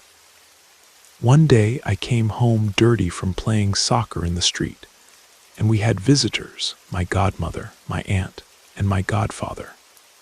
I went to my room and sat on the arm of a chair, watching the commercials on TV and thinking that since all these people were from the church, maybe it would be good to be like them. Maybe having something concrete like faith would help me believe in myself. On the dresser where that small TV sat, there was a miniature set of old-fashioned scales. Suddenly, it started swinging frantically without anyone being near it. My grandmother witnessed the whole thing. My tears started flowing, and she said, "Oh, my boy, don't cry. This is the enemy's work, but you shouldn't be afraid because the more fear you have, the stronger his power becomes. How long have you been seeing these things?" Through my tears, I told her everything. She had my aunt get a piece of sulfur, burned it, and formed a prayer circle with everyone there, including me. I never saw anything in that house again, and I learned that it's fear that attracts these evil things to us. Not being afraid of anything prevents you from being under the power of these malevolent spirits. But above all, showing respect for everything that exists is the best feeling we can have toward things we don't fully understand. Today, with much more courage and wisdom about supernatural things, I would love to be able to see a mythological being that has always fascinated me, the shapeshifter. It would be a dream come true for me. But unfortunately, I've never been blessed with the presence of that magnificent and diabolical creature. I've been studying everything about them, even researching online, because if you compare all the accounts, you'll understand that they were never just legends. They're very real. The closest I ever came was being a few hundred yards away and hearing a roar, a sound that chills your soul and sends shivers down your spine just from the noise that thing is capable of making. But that's a story for another time. Thank you and good night to everyone.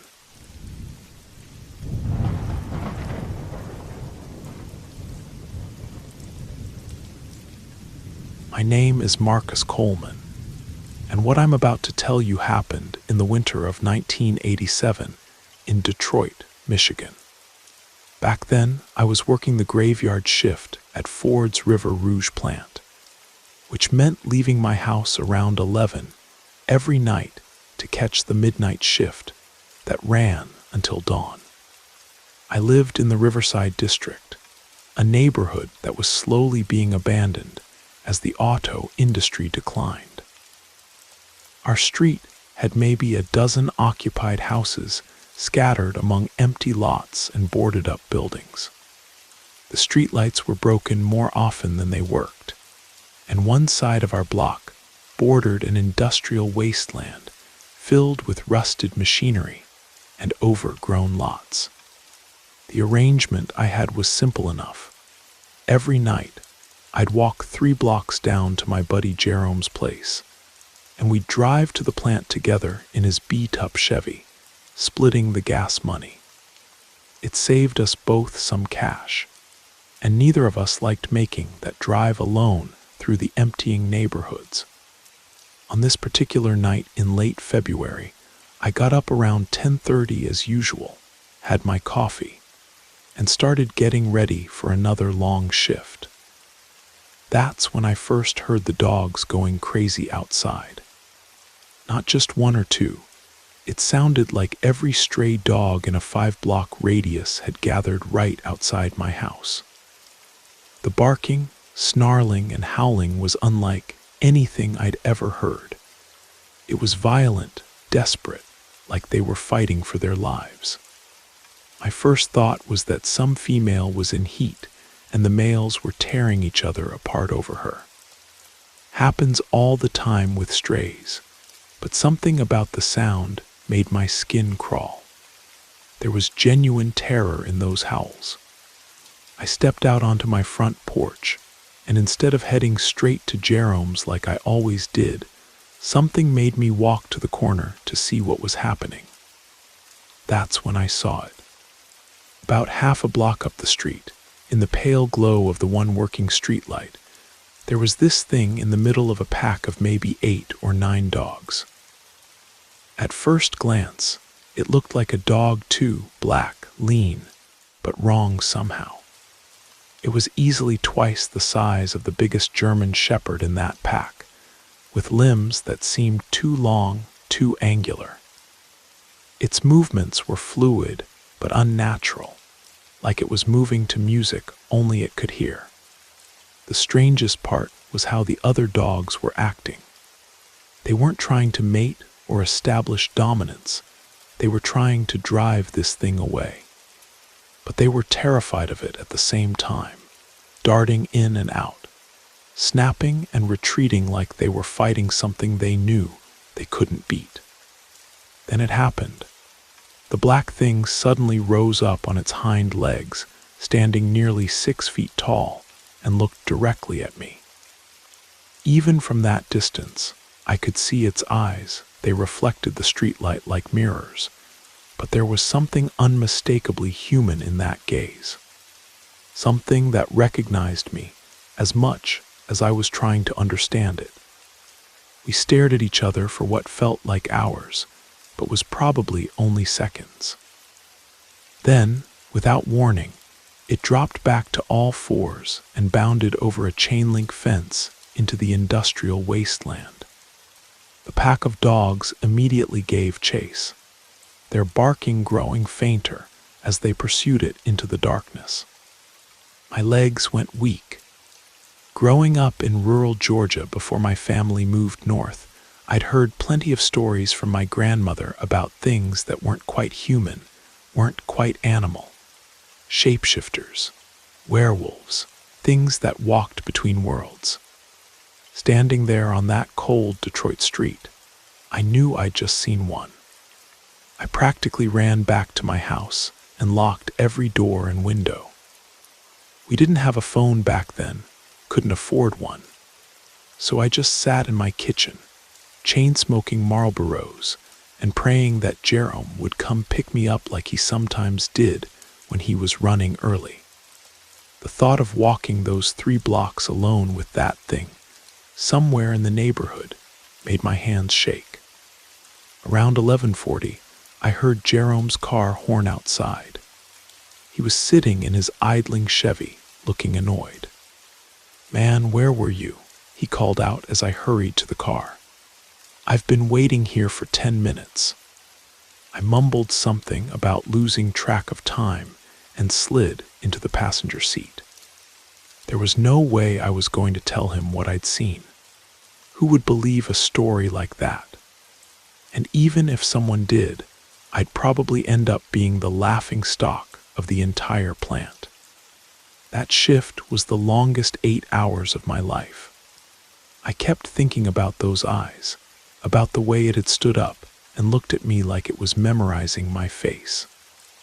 When dawn finally broke and we drove back through the neighborhood, I convinced Jerome to take a detour past the industrial lot. In the gray morning light, I could see trampled weeds and what looked like claw marks on some of the rusted equipment, but nothing definitive. The next few days passed quietly, and I started to convince myself that maybe I'd imagined the whole thing. Stress from the job, too much coffee, not enough sleep. There had to be a rational explanation. Then, on Saturday morning, my wife Angela shook me awake around noon. "Marcus, something happened last night," she said, her voice tight with worry. "Mrs. Patterson from down the block came by this morning. She said there were gunshots around 2 a.m., and old Mr. Kowalski, who keeps those chickens behind his house, is telling everyone something attacked his coop. Mr. Kowalski lived at the end of our street, where it dead-ended into the industrial wasteland. He was a Polish immigrant who'd worked at the Rouge plant for 30 years before retiring, and he kept a small flock of chickens in a reinforced coop behind his house. Sold eggs to the neighbors for extra income. After lunch, I walked down to talk to him.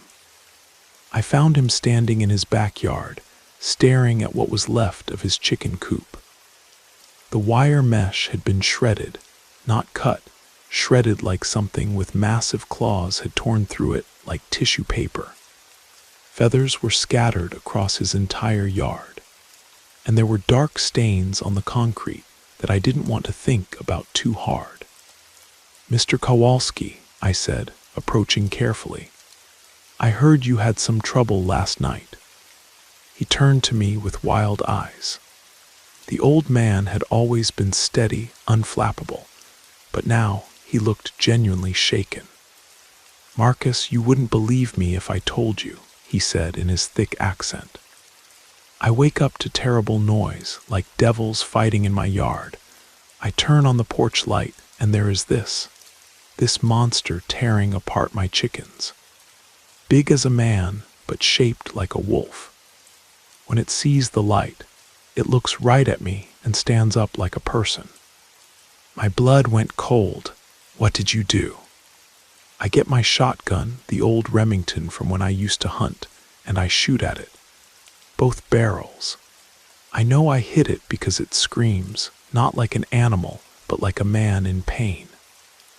Then it jumps over my fence and runs toward the old foundry. He gestured toward the industrial wasteland. But Marcus, here is the strange thing. After I shoot, I hear it howling as it runs away. Not howling like a dog, howling like a person trying to sound like a dog, like someone pretending. I spent another hour with Mr. Kowalski, helping him clean up and listening to him describe what he'd seen. Every detail matched what I'd witnessed earlier that week.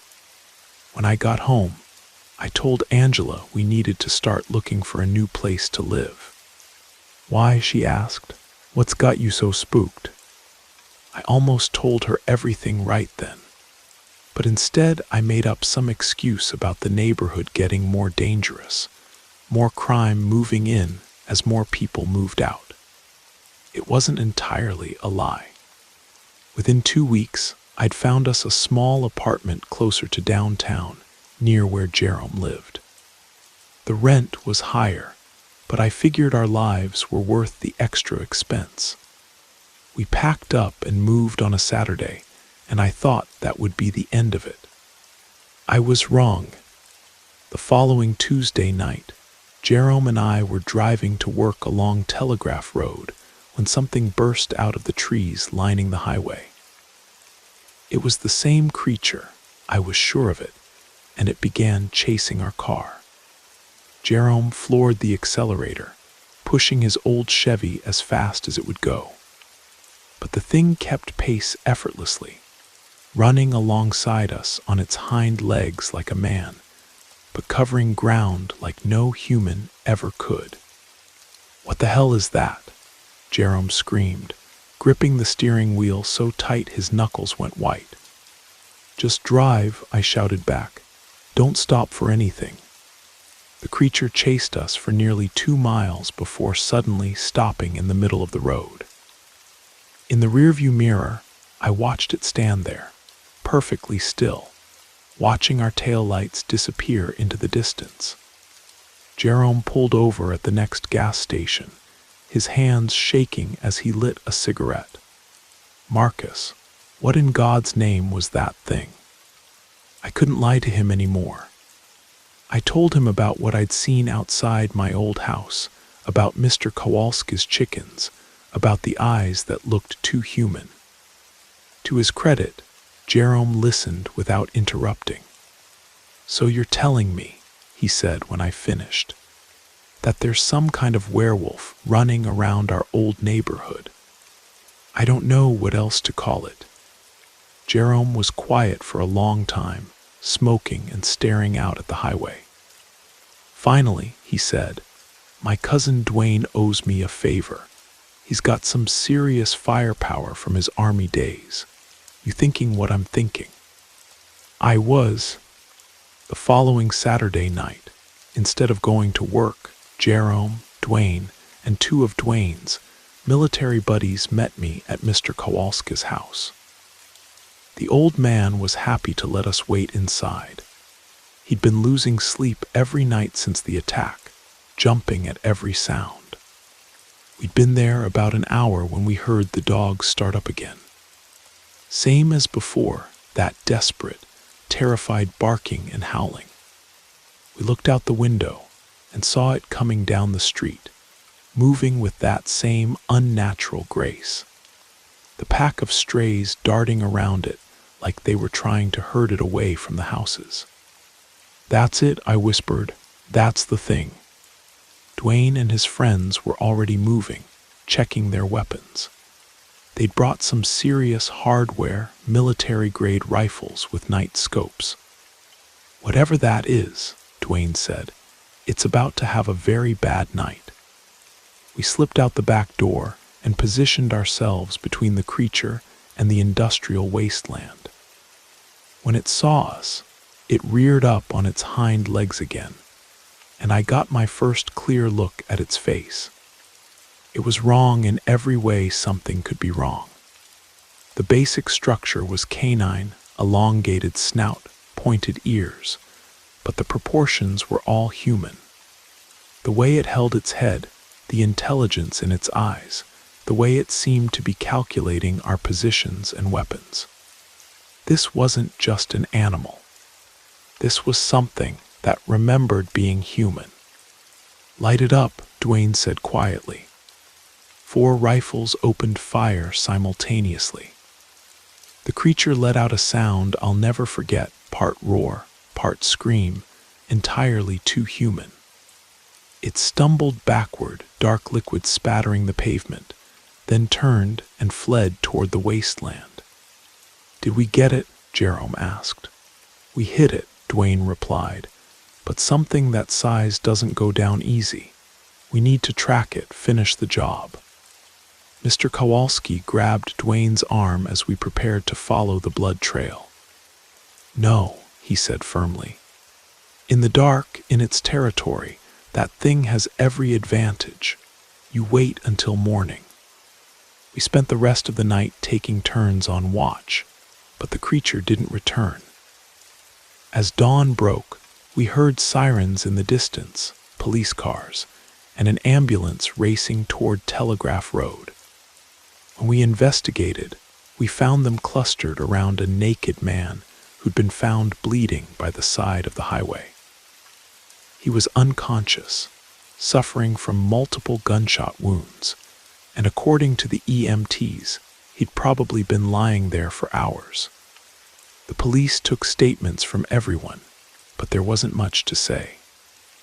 A man had been found injured, probably the victim of a robbery or assault gone wrong. He was taken to Detroit General Hospital, and that was the last any of us heard about him. I never found out if that man survived, or if he was even connected to what we'd experienced. But after that night, the attacks stopped. The neighborhood went back to its normal level of urban decay and abandonment, without any supernatural additions. I've lived in Detroit for 37 years since then, and I've never seen another creature like that one. But I've never forgotten those eyes, either, the way they looked at me with human intelligence trapped in an animal's body. Sometimes I wonder if whoever that man was, he'd found a way to control his transformations and was living a normal life somewhere. Other times, usually late at night when I'm driving home from a double shift, I wonder if there are more of them out there, hiding in the abandoned places every city has, waiting for the right moment to remind us that we're not alone in this world. That's my story. Make of it what you will.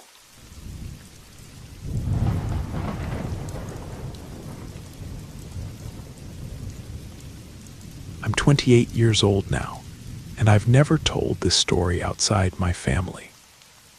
I live in a small town in eastern Kentucky, population around 45,000, nestled in the mountains where the old coal mines used to run deep. My friends and I learned early that there are things in these hills that don't belong in any textbook. things that the old-timers whisper about, but never discuss in broad daylight. Around here, if you know where to look, you can find all sorts of strangeness. Phantom lights that follow you down the mountain roads, women in white who appear at crossroads on moonless nights, and sounds in the woods that no living animal makes. Most folks just accept it as part of living in coal country. The mountains have their own rules, their own inhabitants that were here long before we started digging tunnels and building towns. The story I'm about to tell you happened on a Saturday afternoon in late October, about 6 years ago. Me and 3 of my buddies, I won't use their real names for reasons that'll become clear, had decided to go fishing at a place called Blackwater Creek. It's about 12 miles outside town, accessed by a narrow dirt road that winds through some of the most isolated country you can imagine. Dense forest on both sides, steep ridges and valleys so deep that even at noon, the light barely reaches the bottom. We set out around 2 in the afternoon, loaded down with fishing gear and a cooler full of beer. The plan was simple: catch some bass, drink some beer, and maybe do a little target practice with the slingshots we'd brought along. Just 4 guys in their 20s, trying to unwind after a long week of work. The road to Blackwater Creek is rough even by mountain standards. It's barely wide enough for one vehicle, with steep drop-offs on one side and solid rock face on the other. We were in my buddy's pickup truck, taking it slow and easy, stopping every now and then to move fallen branches or navigate around the worst of the potholes. When we reached the creek, we found our usual spot, a wide bend where the water runs deep and slow, perfect for bass fishing. There's an old concrete bridge there, probably built back in the 30s by the WPA, and you can see the ruins of what used to be a small settlement on the far side. Nothing left now, but some crumbling foundations and a few fruit trees gone wild. We spent the afternoon fishing and talking, catching enough bass to make dinner worthwhile. One of my friends, let's call him Danny, had brought his guitar, and we passed the time playing some old country songs and telling stories. It was one of those perfect autumn days, cool enough to be comfortable, warm enough that you didn't need a jacket, with the leaves just starting to turn. As evening approached, we noticed the temperature dropping fast. Mountain weather can change in a heartbeat, and what had been a pleasant afternoon was turning into a genuinely cold night. Our flashlights were already dimming. We'd been using them earlier to see into some of the deeper pools, and none of us had brought extra batteries. "We should probably head back," I said, checking my watch. It was already past 8:30, and the dirt road was treacherous enough in daylight. In the dark, with weak flashlights and a few beers in our systems, it could be genuinely dangerous. Everyone agreed, so we packed up our gear and loaded the truck. Danny took the wheel since he'd had the least to drink, and we started the slow journey back to town. We'd been driving for maybe 40 minutes, taking our time through the worst sections of road, when something extraordinary happened. Out of nowhere, we heard the sound of a motorcycle engine, a big Harley Davidson, by the sound of it, coming up fast behind us. "Where the hell did that come from?" Danny muttered, checking his mirrors. The strange thing was, we could hear it clearly, but we couldn't see any headlight. The road behind us was pitch black, just like it had been all evening. But the sound was getting closer, that distinctive potato of a big V-twin engine running hard. "Pull over," said Tommy, the oldest of our group. "Something ain't right about this." Danny eased the truck toward the edge of the road, as much as he dared with the drop-off right there beside us. The motorcycle sound was getting louder, like it was right on top of us, but when we looked back, there was still nothing to see. Then suddenly, there it was. A motorcycle appeared in our headlight beam, maybe 30 or 40 yards ahead of us, just sitting in the middle of the road. No rider that we could see, no lights, just the silhouette of what looked like an old Harley chopper. The engine sound stopped. "What the hell?" Danny said, bringing the truck to a complete stop. We sat there for maybe 5 minutes, engine idling, staring at this motorcycle that had apparently materialized out of thin air. None of us wanted to get out and investigate, but we couldn't just sit there all night either.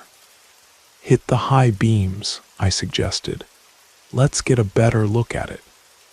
Danny flicked on the high beams, and the road ahead lit up bright as day. The motorcycle was gone, just gone, like it had never been there at all. "Okay," said Jake, the youngest of our group. "That was weird, but let's just get out of here." We started moving again, slowly, everyone scanning the darkness for any sign of the bike or its rider. That's when things got really strange. The motorcycle sound started up again, but this time it was pacing us. We could hear it clearly, the engine revving, gears shifting, the sound of tires on gravel, but when we looked around, there was nothing there. It was like we were being escorted by an invisible rider. This went on for maybe 10 minutes. The phantom motorcycle would rev its engine. We'd hear the sound of it pulling alongside the truck. Then it would fall back and repeat the process. Sometimes it sounded like it was right next to Danny's window.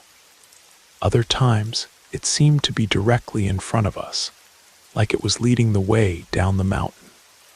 Finally, the engine sound stopped abruptly, right in front of us, maybe 10 yards ahead.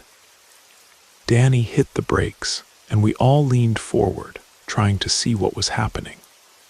That's when we saw the rider. He was standing in the middle of the road, or at least something was.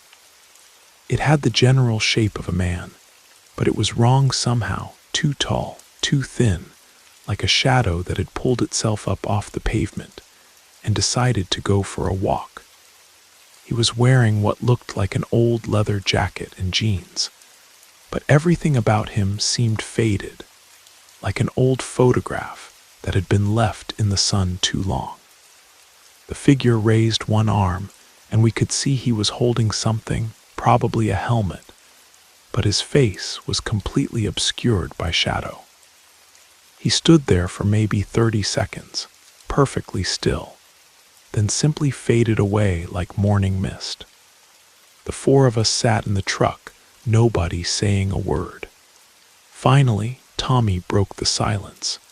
"Did everybody see that, or am I losing my mind?" We all confirmed that we'd seen the same thing. Danny put the truck in gear, and we continued down the mountain, but the phantom motorcycle didn't follow us this time. The rest of the drive passed in silence, each of us trying to process what we'd experienced. When we reached the main highway and the safety of streetlights and traffic, Jake was the first to speak up. "Anybody know anything about motorcycle accidents on that road?" I'd lived in the area my whole life, so I had some idea of the local history. "There have been a few over the years," I said. "Mountain roads are dangerous, especially for motorcycles." "Why?" "Just wondering if maybe we saw somebody who didn't make it home one night. When I got home that evening, I couldn't let it go. I called my grandmother, who's lived in these mountains for 83 years and knows every story, every legend, every tragedy that's ever happened in this part of Kentucky. "Grandma," I said, "you ever hear any stories about a motorcycle rider up on the Blackwater Creek Road?" There was a long pause before she answered. "Why are you asking, honey? You boys didn't see something up there, did you?" I told her the whole story, and she listened without interrupting. When I finished, she sighed deeply. "That'll be Bobby Henshaw," she said. "Happened back in 1974, maybe 75. He was coming back from visiting his girlfriend over in Harlan County, riding that big Harley he was so proud of. Hit a patch of loose gravel on one of them steep curves and went right over the side. Took them 3 days to find his body down in the ravine." She paused, and I could hear her settling into her rocking chair, the way she always did when she had a long story to tell. Bobby was a good boy, but he had a reputation for riding too fast and taking chances. Folks said he knew every inch of that mountain road, could probably ride it blindfolded. But the mountains don't care how well you know them. One moment of carelessness is all it takes. So people have seen him before. Oh honey, Bobby's been giving people rides down that mountain for nearly 50 years now. Usually happens to folks who are out there alone, especially if they're having car trouble or seem lost. He appears on his bike, leads them to safety, then disappears. Most people just think they imagined it, but the old-timers know better. She went on to tell me about a dozen other encounters over the years. Hunters whose trucks had broken down. Hikers who'd gotten turned around in the dark. Even a few other fishing parties like ours who'd encountered Bobby on their way home. "The strange thing is," Grandma said, "he never bothers anybody who's up to no good. If you're running moonshine or looking for trouble, Bobby leaves you alone. But if you're just honest folks trying to get home safe, he'll make sure you do." That conversation with my grandmother happened 6 years ago, and I've been back to Blackwater Creek probably 24 times since then. I've never seen Bobby again, but I've heard from other people who have. The stories are always similar. The sound of a motorcycle engine when there's no bike to be seen. A mysterious figure in leather who appears just long enough to make sure you get home safely. I don't pretend to understand what I saw that night, or how it's possible for someone who died nearly 50 years ago to still be watching over travelers on a lonely mountain road. But I know what I experienced, and I know that whatever Bobby Henshaw has become, he's not malevolent. He's just a young man who loved his motorcycle and knew these mountains, still doing what he can to help people get home safe. The mountains have their own logic, their own way of taking care of things. Maybe that's all the explanation we need.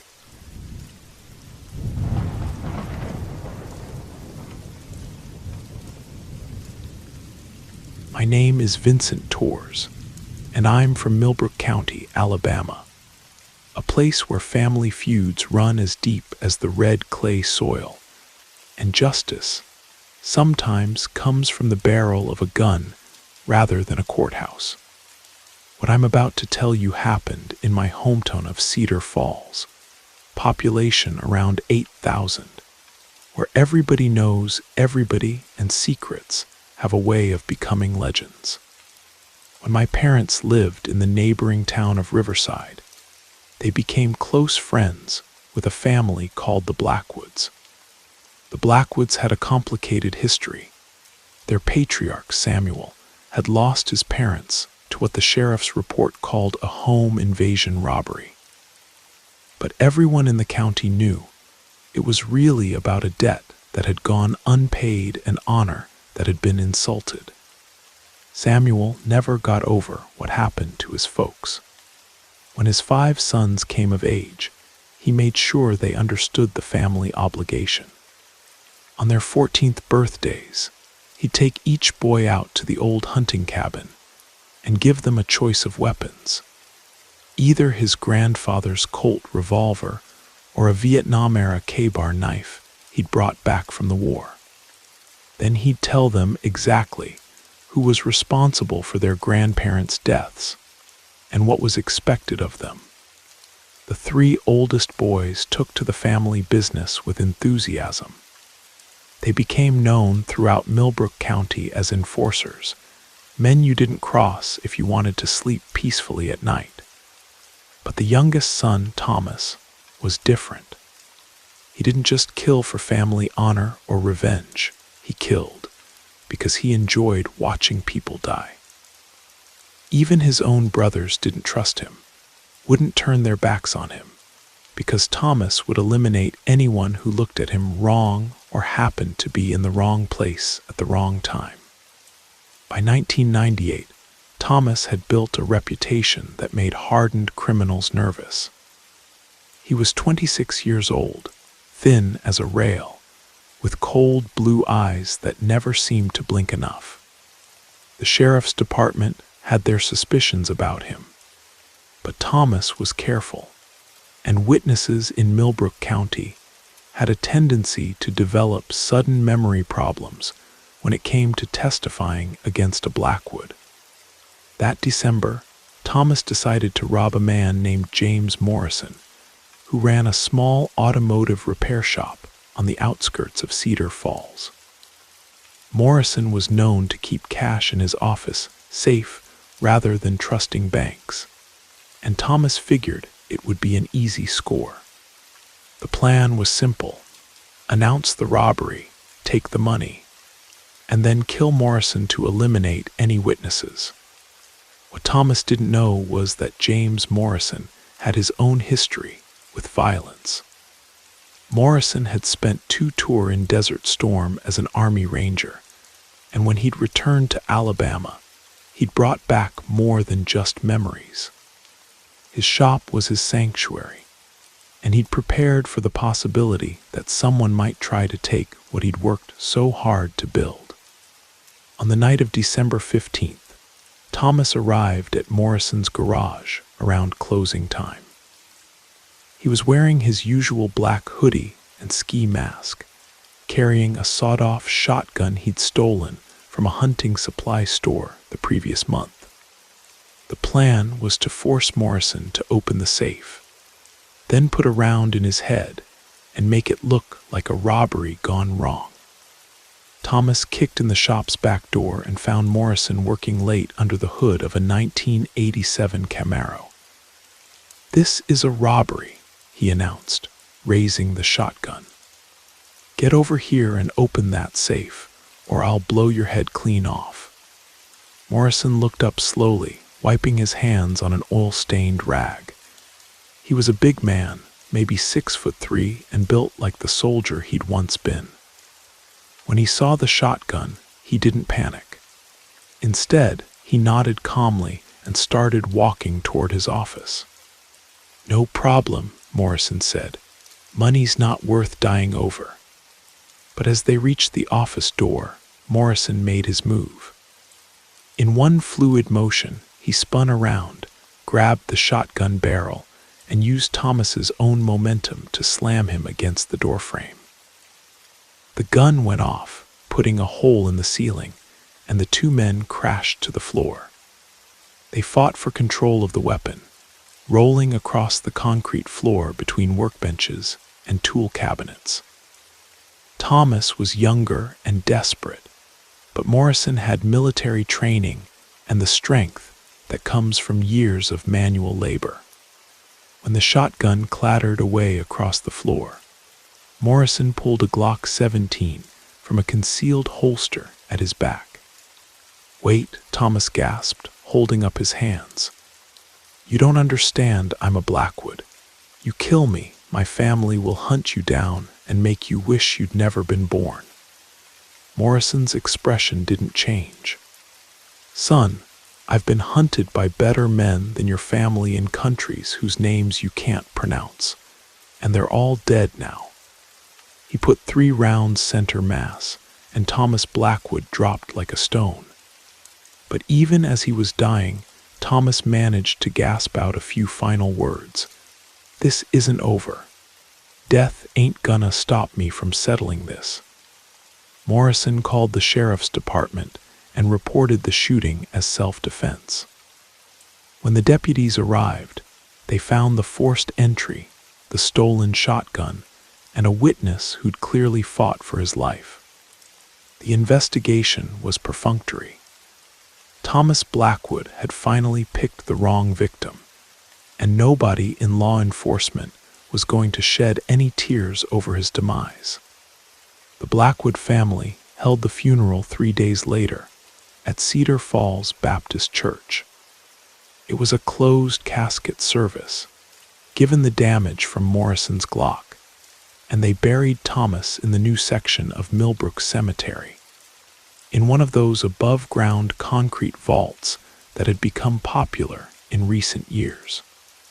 The old-timers preferred simple graves in the earth, but the younger generation seemed to think the concrete tombs were more dignified. That's where the story should have ended. But in Millbrook County, sometimes death is just the beginning of a man's troubles. 2 nights after the burial, residents living near the cemetery were awakened by what sounded like an explosion. The noise was so loud that windows rattled in houses 3 blocks away, and several people called the sheriff's department thinking there had been a gas leak, or maybe someone had thrown dynamites at the old Confederate monument. When Deputy Sheriff Martinez arrived to investigate, he found Thomas Blackwood's tomb split wide open like someone had detonated a bomb inside it. The concrete vault was cracked from top to bottom, with scorch marks radiating outward from the fissures. The smell of sulfur hung in the air, and the ground around the tomb was burned black in a perfect circle. The official report blamed the damage on structural failure due to improper curing of the concrete, but nobody who saw it believed that explanation. Concrete doesn't explode on its own, and it certainly doesn't leave scorch marks that look like they came from the fires of hell itself. My mother visited the cemetery about a month later to put flowers on my grandfather's grave, which was located in the older section, about 50 yards from Thomas's tomb. She told me later that when she walked past the damaged vault, she could feel heat radiating from the cracks, even though it was January and the temperature was barely above freezing. For nearly a year after Thomas's death, things were relatively quiet in Cedar Falls. James Morrison went back to running his garage. The Blackwood family kept to themselves, and life in our small town returned to its normal rhythm of gossip, high school football, and the occasional Saturday night disturbance at the VFW hall. Then last October, something happened that reminded everyone why some secrets are better left buried. A woman named Sarah Bate Coleman, who lived in the trailer park about 2 miles from downtown, started acting strangely. Sarah Bate had always been what you might call eccentric. She read tarot cards, claimed to see auras around people, and insisted that her grandmother's spirit visited her every Sunday after church. But in October, her behavior became genuinely disturbing. It started with her voice changing. Sarah Bate had always spoken in a soft, high-pitched drawl typical of women in our part of Alabama. But suddenly, she was speaking in a deep, harsh voice that sounded unmistakably masculine. When her neighbors asked her about it, she would laugh and say she didn't know what they were talking about. Then came the physical changes. Sarah Bate was a small woman, maybe 5'4", and weighing around 110 pounds, soaking wet. But people started reporting that she was displaying impossible strength, moving furniture that should have required 2 or 3 men, throwing her own brother across the room during an argument, bending steel with her bare hands. The final straw came during a family gathering at her mother's house. Sarah Bate had been acting agitated all evening, pacing around the living room and muttering under her breath in that strange masculine voice. When her uncle tried to calm her down by placing a hand on her shoulder, she grabbed his wrist and threw him to the floor with such force that he ended up in the emergency room with a dislocated shoulder. As her uncle lay groaning on the carpet, Sarah Bate threw back her head and let out a laugh that raised goosebumps on everyone in the room. When she spoke, it was in Thomas Blackwood's voice, clear as day. "Y'all thought putting me in the ground would be the end of it," she said, grinning with an expression that didn't belong on her face. "But I told Morrison this wasn't over, and I meant every word. I've got weapons buried all over this county, and I know where every one of you lives." The family was terrified, but they were also angry. Thomas Blackwood had been a blight on Millbrook County when he was alive, and they weren't about to let him terrorize people from beyond the grave. Someone had the presence of mind to call Elena Vasquez, an elderly woman who lived out near the county line and had a reputation for dealing with supernatural problems. Elena arrived within an hour, carrying a worn leather satchel filled with what she called her working tools, candles, herbs, a rosary that had belonged to her great-grandmother, and a small vial of water that she claimed had been blessed by a priest in Mexico City. Elena was in her 70s, a small woman with steel-gray hair and eyes that seemed to see more than most people were comfortable with. She took one look at Sarah Bate, who was now sitting quietly in the corner, but occasionally speaking in Thomas's voice about hidden weapons caches and unfinished business, and nodded grimly. "This is bad," Elena said simply. "The dead man's spirit is strong, and he's angry. But spirits like this, they can only hold on to the living world if they have unfinished business that gives them power. We need to find out what's keeping him here." For the next 3 hours, Elena worked with Sarah Bate, speaking in a mixture of English and Spanish, lighting candles and burning herbs that filled the house with thick, pungent smoke. The family watched from the next room as Sarah Bates' voice switched back and forth between her own frightened whispers and Thomas's harsh demands for revenge.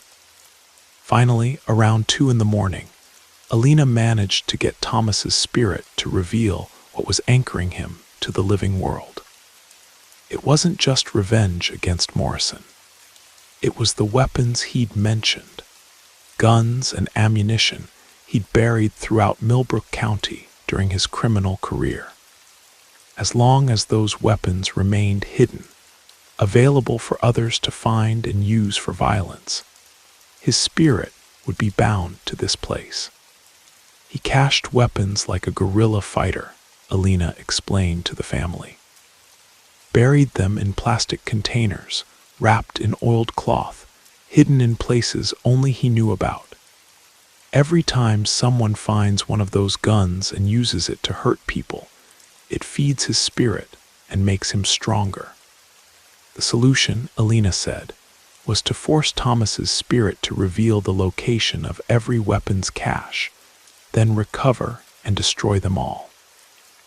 Only then would his connection to the living world be severed. It took until dawn, but Elena finally managed to compel the information from Thomas's spirit. Sarah Bate, speaking in his voice, but clearly under Elena's control, provided detailed directions to 17 different locations throughout the county where weapons had been buried. Some were in the woods behind abandoned houses, others were hidden in drainage culverts, and a few were buried in the cemetery itself, ironically close to Thomas's own damaged tomb. As the sun rose, Thomas's spirit finally released its hold on Sarah Bate. She collapsed in her mother's arms, exhausted but herself again, with no memory of the previous night's events. Over the next week, Alina worked with sheriff's deputies and volunteers from several local churches to recover the buried weapons. They found exactly what Thomas's spirit had described: 17 caches containing everything from handguns to assault rifles, all carefully preserved and ready for use. The weapons were transported to the state police barracks in Montgomery, where they were destroyed in an industrial furnace. The day after the last weapons cache was destroyed, something interesting happened at Millbrook Cemetery. Groundskeeper found that the cracks in Thomas's tomb had sealed themselves overnight, leaving smooth concrete with no trace of the explosion damage that had been there for nearly 2 years. The scorch marks around the grave had faded away, and the sulfur smell was gone. More importantly, Sarah Bate Coleman returned to normal. Her voice went back to its usual soft drawl. Her strength returned to what you'd expect from a woman her size, and she stopped having episodes where she spoke in Thomas Blackwood's voice about revenge and hidden weapons. Lena Vasquez told the family that Thomas's spirit had finally moved on, his connection to the living world severed when the last of his weapons caches was destroyed. Whether he found peace in whatever comes next, or whether he simply lost the power to influence our world, I can't say. But the supernatural disturbances in Millbrook County ended abruptly, and they haven't returned. I'm sharing this story because I think it illustrates something important about the nature of evil and how it can persist even after death. Thomas Blackwood was a violent man who lived by violence, and even in death, his spirit was sustained by the potential for violence he'd hidden throughout our county. It wasn't enough to simply bury his body. As long as his instruments of violence remained available for others to find and use, his malevolent influence continued. It took the combined efforts of our community, law enforcement, church volunteers, and Alina's specialized knowledge to finally put Thomas's spirit to rest. But the experience taught all of us that some people leave scars on the world that run deeper than their graves. And sometimes it takes extraordinary measures to heal those wounds. I still live in Cedar Falls, and I drive past Millbrook Cemetery regularly. Thomas Blackwood's tomb looks perfectly normal now, just another concrete vault among hundreds of others. But I always make sure to say a quiet prayer when I pass by, thanking God that some restless spirits can eventually be laid to rest, and asking that Thomas Blackwood never finds another way to return to our world. The living have enough problems without the dead adding to them.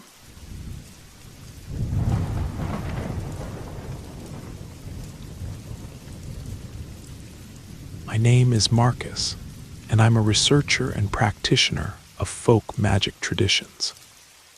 What I'm about to tell you happened in the autumn of 2015, deep in the backwoods of northern Georgia, where the old ways still hold power. I was part of a small group that regularly ventured into the wilderness to study and practice traditional magic near streams, waterfalls, and sacred groves. That particular October evening, we had planned to visit Cherokee Falls, a secluded waterfall known to the locals for its spiritual significance. Our group consisted of myself, 2 other researchers, and a young woman named Sarah who was documenting our practices. We traveled in my old pickup truck, bouncing along a winding dirt road that cut through dense forest on both sides. The autumn foliage created a canopy so thick that even in late afternoon, shadows danced between the trees like living things. About halfway to our destination, we came across something that should have been our first warning. Right in the middle of the narrow road sat a makeshift altar, what the old-timers call an offering table. It was laden with bottles of bourbon, homemade cornbread, tobacco, and other gifts typical of Appalachian folk traditions. Jake, our driver, was a local man who went by the nickname Mountain, earned from years of guiding tourists through these hills. He had been trying to impress Sarah all day with stories of his wilderness expertise. When he saw the altar, he puffed up with bravado. "Y'all want to see something interesting," he said, pulling the truck to a stop. "I'll grab us some of that good bourbon. Whoever left it won't mind sharing." Before any of us could protest, Mountain hopped out and swaggered over to the altar. He grabbed a bottle of expensive-looking whiskey, tucked it under his arm, and climbed back into the truck with a self-satisfied grin. Sarah seemed impressed, which only encouraged him further. We continued down the winding road for another 10 minutes when Mountain hit the brakes again. This time, there was a child's doll lying directly in our path, not just any doll, but one wrapped completely in red ribbon, bound so tightly it looked almost mummified. "Well, I'll be damned," Mountain muttered, his earlier confidence wavering slightly. But his need to show off overrode his caution. Probably just some kid's toy that fell out of a car. Against our increasingly vocal protests, he got out again and approached the doll. The rest of us stayed in the truck, watching through the windshield as he bent down to examine it. When he lifted the doll to move it aside, we heard him let out a yell that sent chills down our spines.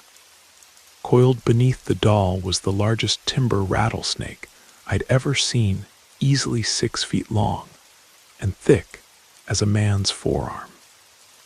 Its distinctive diamond pattern gleamed in the fading light, and its rattle buzzed with unmistakable menace. Mountain dropped the doll, grabbed it again in panic, and sprinted back to the truck, diving into the driver's seat and gunning the engine.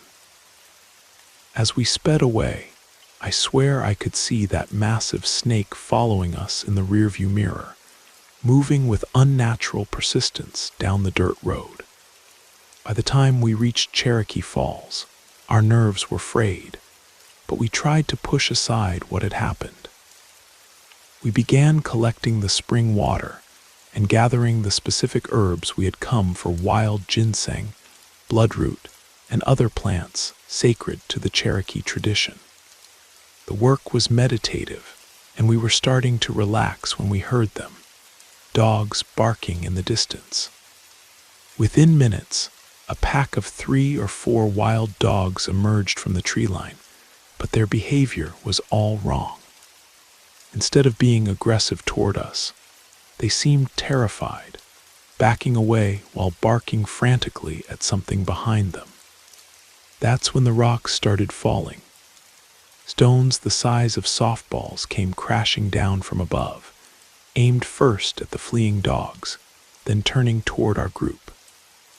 We scrambled for cover, scanning the cliffs above us, but there was no one there, no ledge from which someone could be throwing them, no explanation for their trajectory. Mountain's face had gone pale. "We need to get out of here, now." We abandoned our herb gathering and rushed back to the truck. As we drove away from the falls, Sarah suddenly went rigid in the passenger seat. Her eyes rolled back, and when she spoke, it wasn't in her own voice. "This is your fault, Mountain," she said in a deep, gravelly tone that seemed to come from somewhere else entirely. "You took what wasn't yours from the crossroads. The Guardians demand it back." Just as suddenly, she snapped back to herself, gasping and looking around in confusion. Then she pointed behind us and screamed. I turned to look through the rear window and felt my blood freeze. A massive dust devil was forming on the road behind us, but this wasn't any natural whirlwind. It moved with purpose, pursuing our truck with relentless determination. The column of spinning debris had to be 30 feet high, and within its swirling mass, I could swear I saw shapes moving, dark figures dancing in the wind. "Mountain, drive faster," I shouted. "Don't let that thing catch us." Our truck was already pushing its limits on the rough road, engines screaming in protest. The dust devil gained ground steadily, and I could hear an otherworldly howling that made the hair on my neck stand up. "Give back what you took," I yelled at Mountain. "Throw out that bottle and the doll, or we're all going to pay for your stupidity." Mountain's hands shook on the steering wheel. The supernatural tornado was close enough now that debris was starting to pelt the back of our truck. With a curse, he grabbed the ribbon-wrapped doll from the floorboard and hurled it out the window. The whirlwind slowed but didn't stop. "The bourbon too," Sarah screamed, back to her normal voice but wild with terror. Mountain threw the stolen bottle of whiskey as far as he could toward a massive oak tree by the roadside. The moment it hit the ground, the dust devil stopped its pursuit completely. It hovered by that oak tree for several long moments while we put distance between us and whatever force we had disturbed. When we finally worked up the courage to look back one last time, none of us would ever forget what we saw. Standing beneath that oak tree was a tall, thin figure in old-fashioned clothes. A man wearing a wide-brimmed hat, smoking a long-stemmed pipe. The ribbon-wrapped doll was cradled in one arm, and the bourbon bottle was tucked under the other. He was watching us go, perfectly still, perfectly patient. Sarah made us promise not to look back again, warning that our attention might draw the entity after us once more. We drove the rest of the way home in tense silence, and it wasn't until we reached the outskirts of town that anyone dared to speak.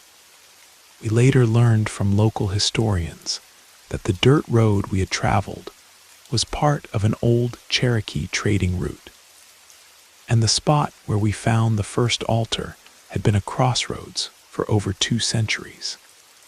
The locals still left offerings there for the spirits they called the Crossroads Keepers, ancient guardians who protected the boundary between the world of the living and the realm of the dead. Mountain never spoke of that night again, but I noticed he started wearing a small medicine bag around his neck and always carried tobacco in his pocket, traditional offerings of respect. He learned the hard way that some things in this world demand our reverence, whether we understand them or not.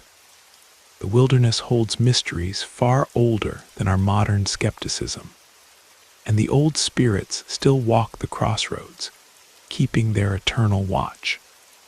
When you venture into their domain, remember to show proper respect, because the guardians of the threshold are always watching, and they never forget a debt unpaid.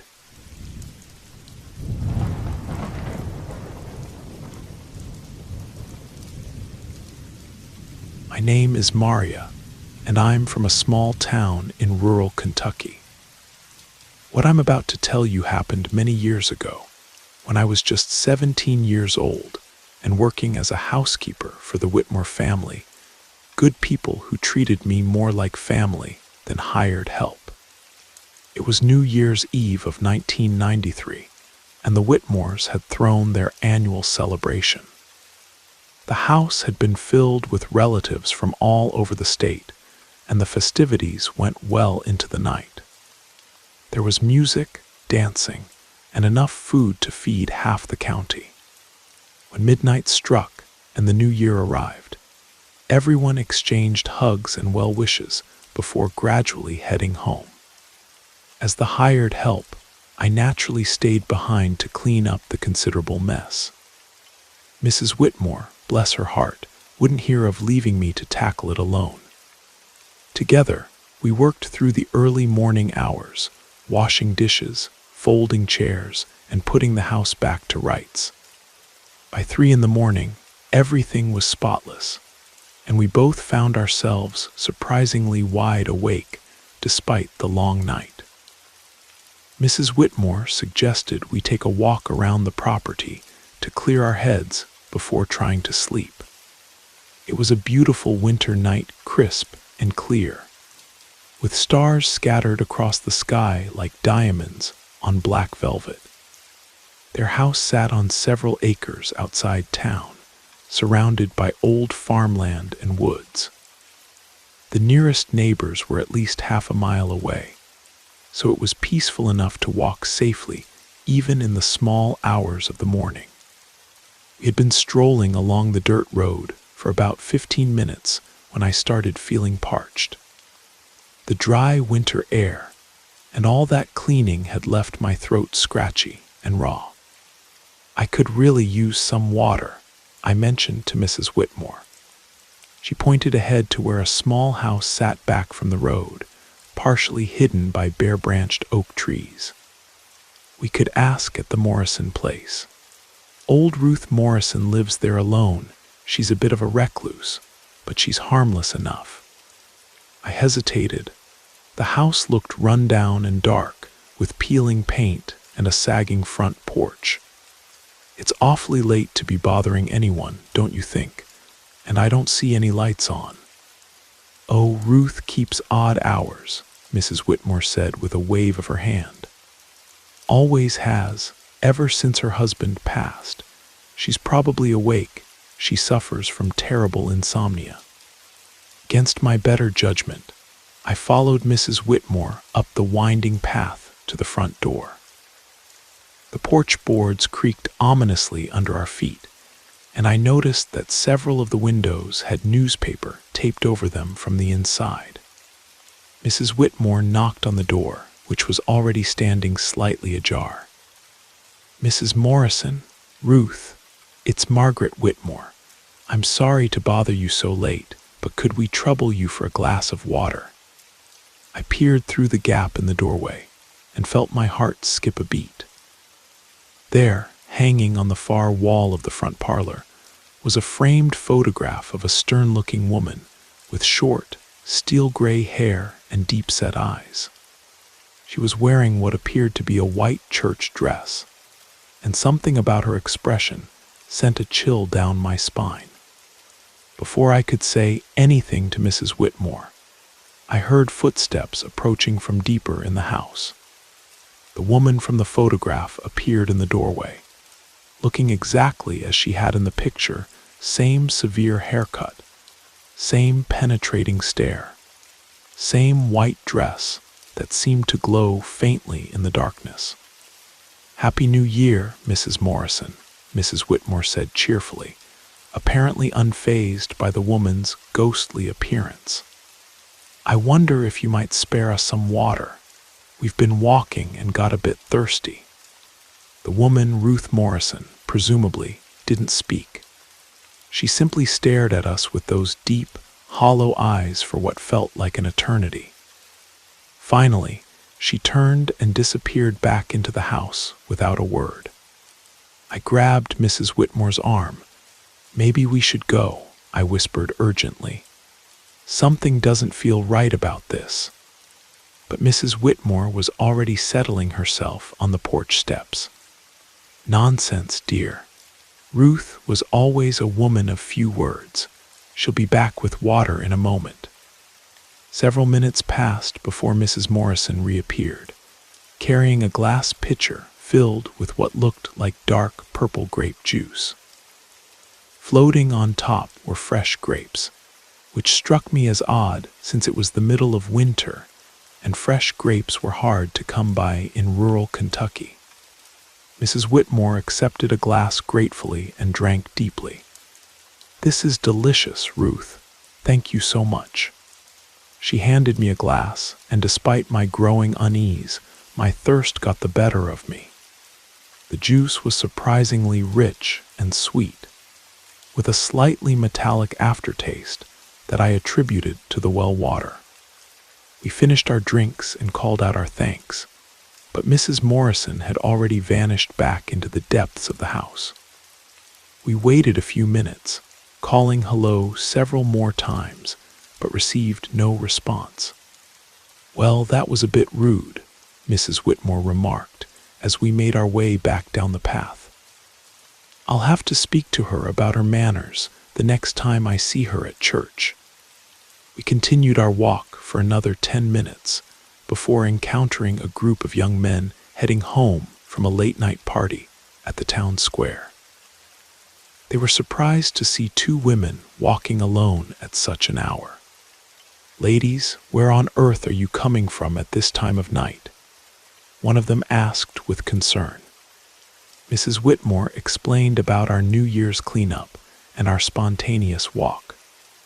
We stopped by Ruth Morrison's place for some water. She gave us the most wonderful grape juice. The young men exchanged worried glances. "Mrs. Whitmore," one of them said slowly, "Ruth Morrison died more than 15 years ago. That house has been empty since 1978. I felt the blood drain from my face. Mrs. Whitmore went pale as a sheet. "That's impossible," she whispered. "We just spoke with her. She gave us juice to drink." "Ma'am, I helped carry Ruth Morrison's casket myself," another young man said gently. "She died of a heart attack in the winter of 78. The house has been boarded up for years. Nobody's lived there since." Without another word, Mrs. Whitmore and I both began spitting violently, trying to rid our mouths of any trace of whatever we had consumed. The metallic taste seemed to intensify, and I felt sick to my stomach. The young men insisted on escorting us back to the Whitmore house, none of us willing to walk past the Morrison place alone. When we reached the front door, Mrs. Whitmore was shaking so badly she could barely get her key in the lock. We never spoke of that night again, but sometimes I catch Mrs. Whitmore staring off into the distance with a haunted expression. And I know she's thinking about Ruth Morrison and that cold winter night when the dead offered hospitality to the living. I've told this story to my own children over the years, and while they listen with wide eyes, I sometimes wonder if they truly believe me. But I know what I experienced that New Year's morning, and I know that the line between our world and the next is far thinner than most people realize. Some spirits, it seems, continue their earthly routines long after their bodies have turned to dust, still offering comfort to weary travelers who knock on their door in the small hours of the night. Whether Ruth Morrison was trapped by her own hospitality or simply continuing to care for others as she had in life, I'll never know. What I do know is that there are mysteries in this world that defy explanation, and sometimes the kindness of strangers extends far beyond the grave.